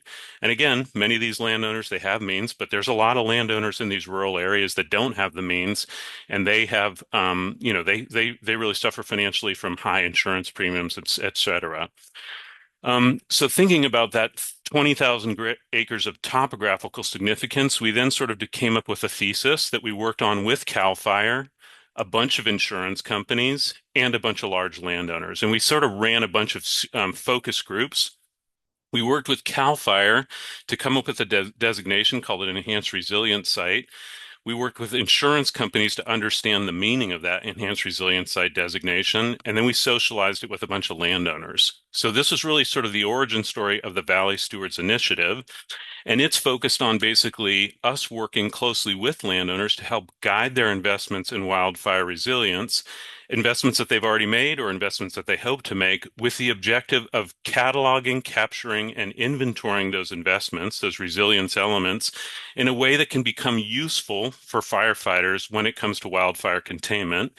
And in so doing, improve the understanding of the contextualized risk of those properties for insurers. So what our thesis was that over 10 years, we thought we would be able to develop 100 of these enhanced resilience sites. And what we quickly realized as we started to work with landowners is that we will develop far more of them in a much shorter amount of time. And so what these enhanced resilience sites are, I'll dig into in a second, are critical resilience elements that are important for firefighters to know about. And so we capture this data so that it becomes actionable intelligence to drive better containment outcomes, and therefore becomes information that's useful for insurers to understand, to better contextualize and underwrite and provide insurance capacity. So what we realized as we worked with a bunch of these landowners is that there are really three different kinds of landowners. Now, the proportion of these people depends on different counties, but largely these three different kinds of landowners exist in many of these North Bay areas and around the state. There are landowners who have large properties which contain these strategic elements. They've made tremendous investments, but nobody knows about it. Firefighters don't. They might know anecdotally about it, but it's not captured in any institutionalized way that can become leverage data to drive better containment outcomes. Then there are landowners that have large properties and they might have the means to do more, but they've made a totally rational decision, which is they're going to focus on defensible space and home hardening. They're not going to spend a bunch of money on their back 80, 90, 150 acres, because if they don't know what their neighbors are doing and they don't know whether the fire is going to come from that direction, they probably rationally think I'm wasting my money. They might be willing to do more if they understood they could be part of something that was strategic and work with their neighbors. And so we've got to help them sort of bridge that gap and make that decision. And then there are landowners that are what we would characterize as property wealthy means challenged, and they have generational wealth tied up in the land at a low tax basis, and they don't really have the means to do any of this work, but they have critical lands that may be important in a wildfire containment situation because it includes ridge lines, spur ridges, wide open saddles and benches, etc. And so what we need to do is help those landowners participate in a program like this. And so that really gets to the funding issue. What we recognize is that when we think about funding pathways, we have landowners that are making substantial investments, but nobody knows about what those investments were. And so we want to help guide more of those investments. And we want to help those landowners do the right prescriptions, prioritize the right way with good pricing, and that the data becomes leveraged for wildfire containment. And then there's basically all manner of public funding. We want to make sure that any landowner who qualifies understands the resources that are out there, like North Bay Forest Improvement, NRCS EQIP, our cost share programs, grants that we can help them with, et cetera. So we want to make sure that landowners who qualify understand and can access those resources. And then we basically raise money. In our case, it's something called the Valley Stewards Fund. We raise private money. We use that money to, again, democratize access for people who don't have the means so that they can participate in being one of these enhanced resilience sites. And they are sort of definitionally multi-parcel. And we use those dollars to really prioritize the work that needs to be done on landowners who don't have the resources to do it, but have critical properties. All of this then leads to the creation of these things, what we would characterize as like an integrated resilience asset across multiple parcels. So the thesis was that and we developed this with again, a bunch of landowners, CAL FIRE, insurance companies. The thesis was that if we were able to do this, over time, we would be able to move the needle on insurance, get better fire outcomes, et cetera. We thought it would take 10 years to do 100. In our first year of working with landowners, we already have 168 of them, and probably 98% of those landowners qualify to be an enhanced resilience site on their own. They get that designation by us working with the battalion chiefs and working with local firefighters to help us determine the strategic nature of those properties. And that's how they basically get that qualification. So what does that mean? Essentially, what we're doing is mapping critical wildfire resilience elements in a way that allows them to be leveraged by firefighters in an actual incident. So what we're essentially doing is working with landowners to understand where is their roaded access? Do they have access to critical ridge lines? Are there dozer containment lines there, historical or otherwise, that could be maintained, reestablished? Where have they done fuel reduction?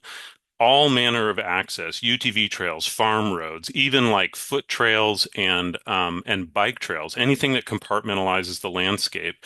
Where are their water resources, pools, ponds, pools, ponds, tank arrays, reservoirs. We map all of that stuff. Staging areas that would be good based on location, potential landing zones.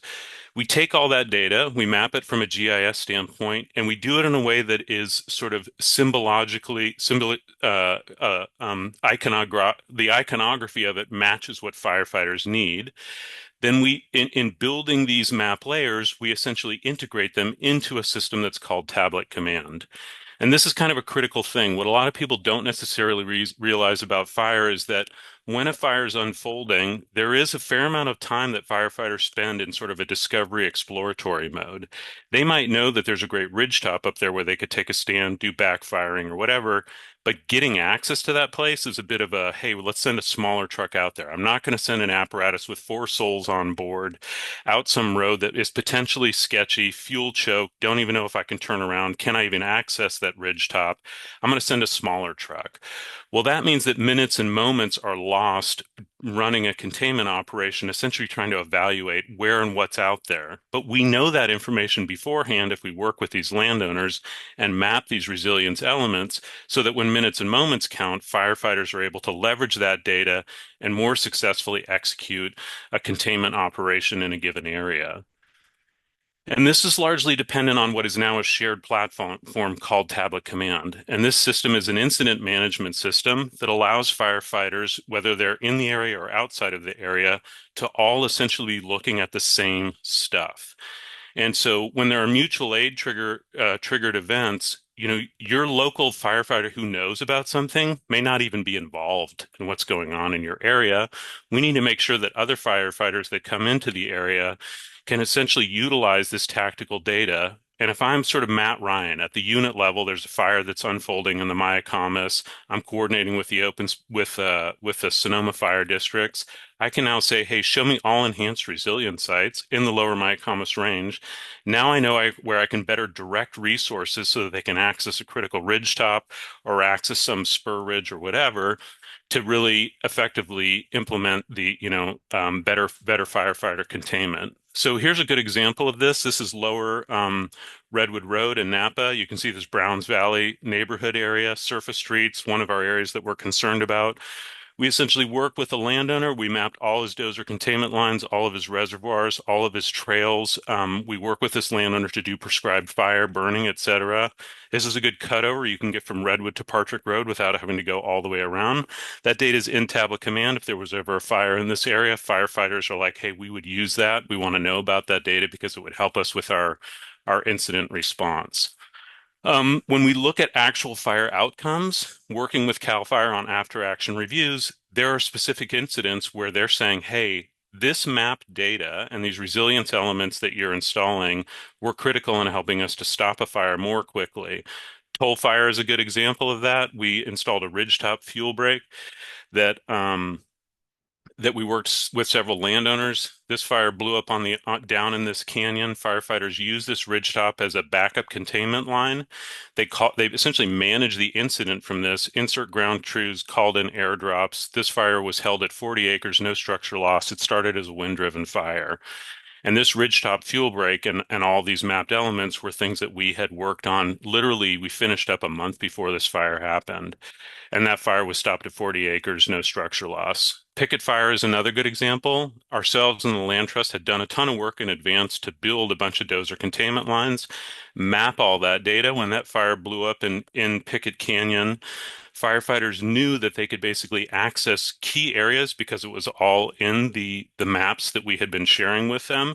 They also knew that they didn't have to go build a bunch of adjacent contingent and emergency fire lines because they had already been established, which meant they could dump 85-90% of the resources on direct attack and really hold that fire out in the wildland and not have to worry about it dumping over into Angwin.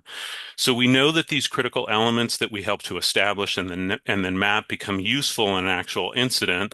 And that's really the operative thing that we're trying to drive, is to make sure that fire outcomes are improved. And then as a result, insurance outcomes can be improved as well. This is just sort of a quick, this is the entire county of Napa. We've established 31 potential fire safe councils, of which we have 25 established. Of those, we have 22 that are Firewise designated communities. We take that and then we overlay our entire project portfolio, everything that's going on behind me. And then within those, we look for sort of overlap and say, okay, if we have a public grant we're doing in this area, we're going to want to make sure that we work with those landowners to help get them that enhanced resilience site designation if they qualify. And then we overlay all the strategic parcels topographically, where there are ridge lines, where there's access to ridge lines, wide open saddles and benches, spur ridge, et cetera. That helps us to get a target area that we want to focus on.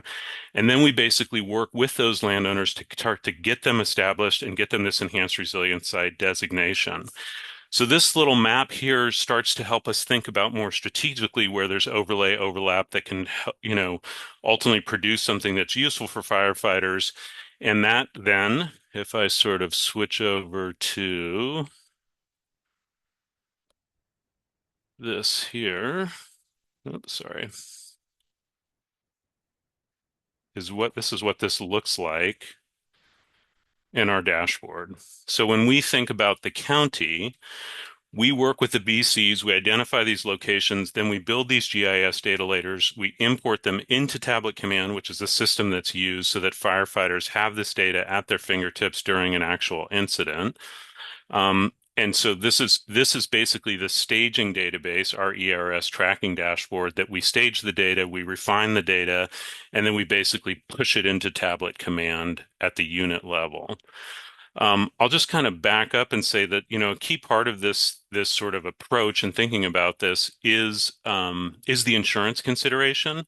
So along the way, we basically socialized this whole approach with about 50 different insurance carriers. I was in London and Bermuda in December, and we basically met with a bunch of these carriers, explained this whole conceptual framework, and we were able to secure commitments from them on substantial coverage based on properties being in an enhanced resilience site or adjacent to an enhanced resilience site. And the way they think about it is, hey, you don't actually have to be an ERS. If you're next to an ERS, what that tells me is there's a bunch of investments in resilience in that area, and firefighters think it's strategic enough that they want to know about it, such that they want to have it in their maps, and that changes their calculation about the contextualized risk of that location.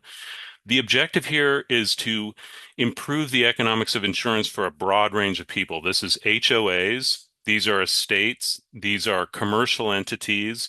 And what we've seen now, we participated in 8 different insurance renewals. In every case, we saw a substantial reduction in premium and an increase in coverage. In 2 cases, we got people off the FAIR plan. We're participating in about 25 additional renewals this quarter. And directionally, the information continues to look pretty positive that these insurance carriers understand the thesis, and they're rewarding landowners for, having invested in these resources, and for us pulling the data together to show how this affects neighbors, et cetera, at sort of a localized scale. An enhanced resilience site has to be a certain size. This is not going to be like a 2-acre parcel. This has got to be 2 or 3 or 4 parcels that come together, 50 plus acres. So that's sort of the characterization of what the Enhanced Resilience Site Strategy, the Valley Stewards Initiative, is all about. And I realize I sort of bumped up against time here with about 20 minutes to chat about it, but I'm happy to answer questions and provide any additional context about what we're doing here, but also how we might, how Sonoma might be able to leverage this. I want to be really clear. We're not like coming to Sonoma to do this. This is a framework that works. Fire doesn't care whether you're in Sonoma or Napa. We got a bunch of landowners that we're working with in the Mayacamas range.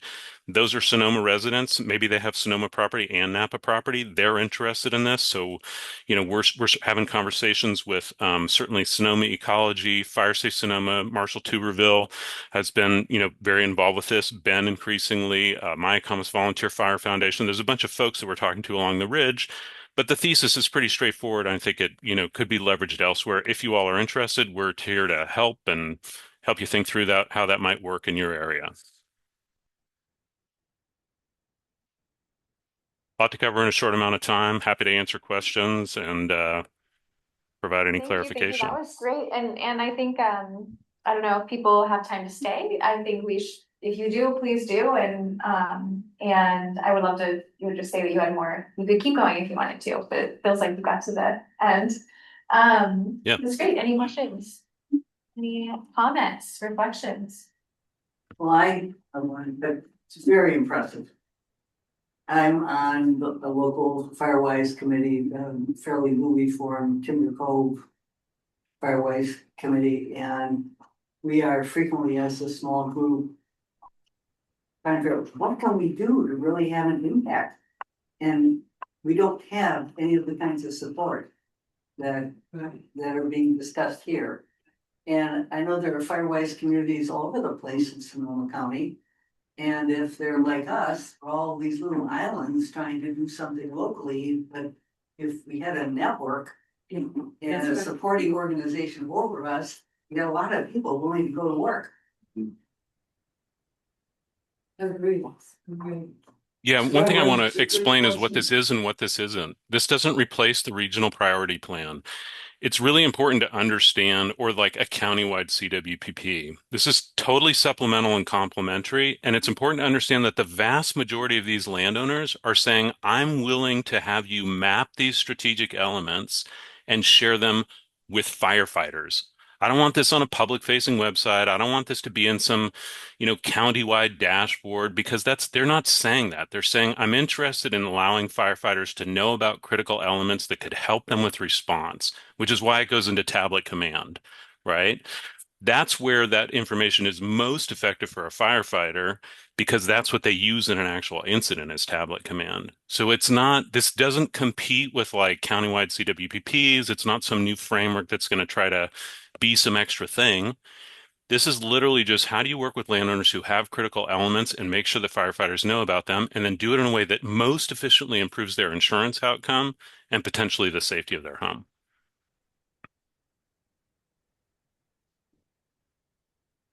Christopher, did you have a question?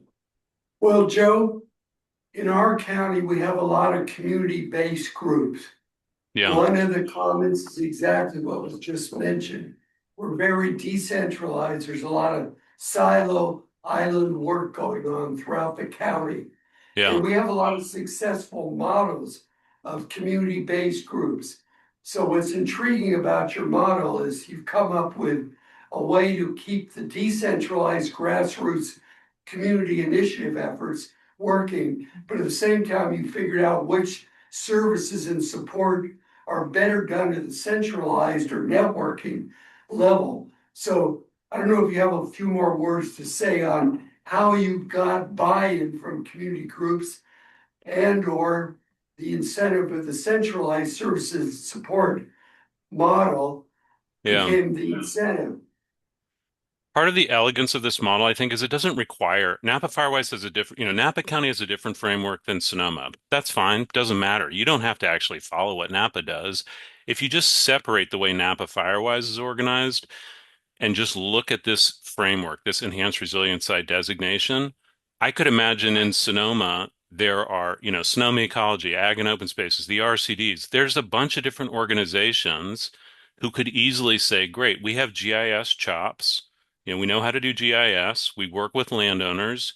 There's a number of different entities that could essentially take this framework. And again, this is like Napa doesn't need to be involved with this. We've worked at the unit level so that this is available to anyone as a standard. And we're happy to help sort of share our experience and be useful just because we're sort of, want to improve wildfire resilience at the unit level. But it doesn't require a centralized model to be successful. I think the funding thing is a little different, and how sort of these various entities would utilize this sort of integrated funding thing. That's all stuff that could be worked out. But in essence, any RCD, any Sonoma Ecology, even a fire safe council that's trying to build out their staff and do stuff, could work on this. In my mind, I mean, I think, Fire Safe Sonoma is not necessarily our corollary. And so, but Fire Safe Sonoma, I think, is a great convener, a great evangelizer. I think what we find in our experience is we have fire safe councils that are like, we love this model. We know all the landowners. We're going to go out and talk to those landowners and get them to engage in the process, because if we could develop 15 enhanced resilience sites within our fire safe council, then we have definitionally improved the safety of our community. And it's not necessarily like now we got a project portfolio that has to go into the CWPP, because we're really capturing what landowners have already done or are willing to do on their own. I hope that answers your question. Or later. So Christopher, you bring up an interesting point, and it was addressed by the Timber Co. Firewise community lead as well. That my position is a brand new position, so that was funded by Measure H because the county as a whole saw the need to better centralize the work that's being done across the county and all the different workspaces that are happening out there. So Fire Safe Sonoma is indeed going to take that role here in the county, working hand in hand with our partners at the RCDs, with our partners with regional parks, state parks, CAL FIRE, and our local fire agencies. So And Napa. where you may not, yes, where you, and Joe and I on the county level will work back and forth together. But for Sonoma County, Fire Safe Sonoma, the expectation from the county chiefs, board of supervisors, and a list of others expect us to be that conduit of resources and information for all the groups that are working out there in the county space. That'd be a great presentation for our group for you to Perfect. and to flesh that out more. What would that look like? What does the roadmap look like for that?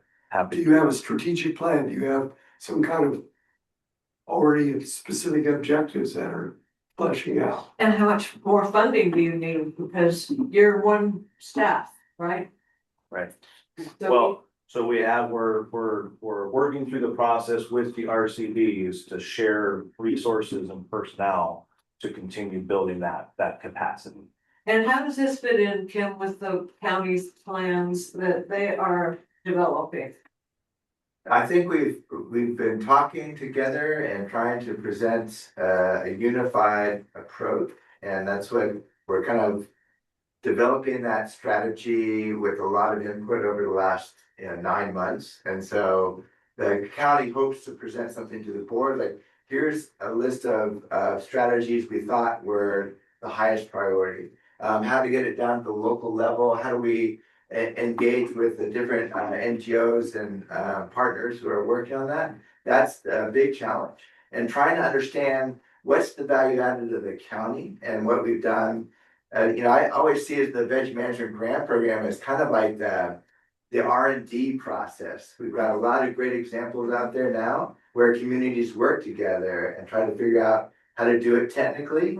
And now it's a matter of like, how do we become apostles of those practices and get more work down on the ground. And how do we scale it up? How to scale it up and how to fund it. I mean, that's right. the biggest question. That was part of our objective, was to get a price tag on it and figure out what is the best funding source. So you guys are working closely together. I don't like working with Ben, but I'll try working with him. Right, yeah. One thing- Not working well together.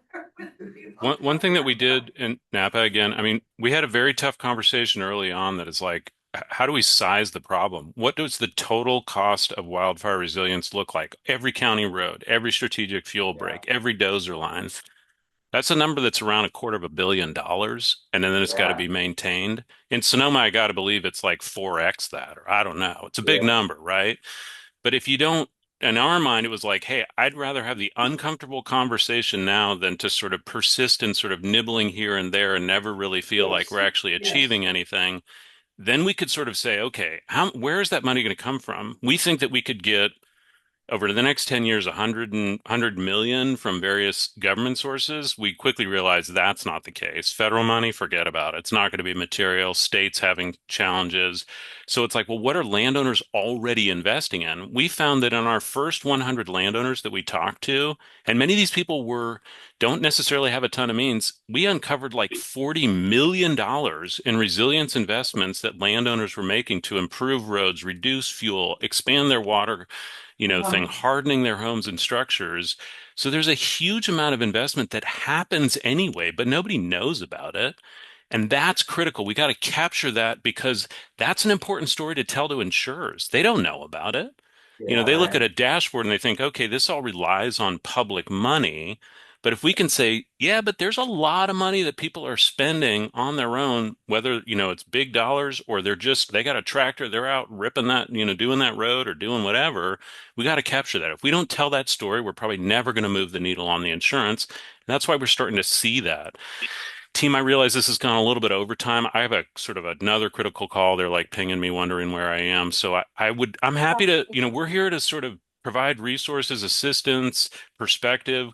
I don't want anybody to think that it's like Napa's trying to sort of do something in Sonoma. We're interested in our borders and working with partners on the other side of our borders. If any of this is helpful or perspective, I mean, I'm a deep thinker on this. I've been spending a bunch of time on it. You all have too. I'm into sort of collaborating, sharing ideas. If it's useful, great. If it's not, that's fine too. But we're here to basically just do what we can to help sort of coalesce around common strategies and standards that allow for more efficient execution. He grew up in Sonoma Valley, guys. I am a Sonoma person. First and foremost, always have my allegiance to Sonoma. Thank you for taking some time to be with us today. We really appreciate your time. Thanks so much. Appreciate it. Yeah, look forward to being in touch. Take care. And, we're excited to keep working with Marshall and Ben and Sonoma Ecology, TALS, any of the folks, RCDs. You're all doing great critical work, and we're happy to continue to collaborate with you. Take care. Enjoy the rest of your day. All right, Thank you. Bye. All right, folks, I think that's a wrap. We really appreciate everybody participating. Banger presentations today. Thank you all for participating, and I think there's a lot of great information. So thanks, and more next month. So please come back. All right. See you, folks. Thank you so much. All right. Have a good one. Great, really nice. And thank Rose.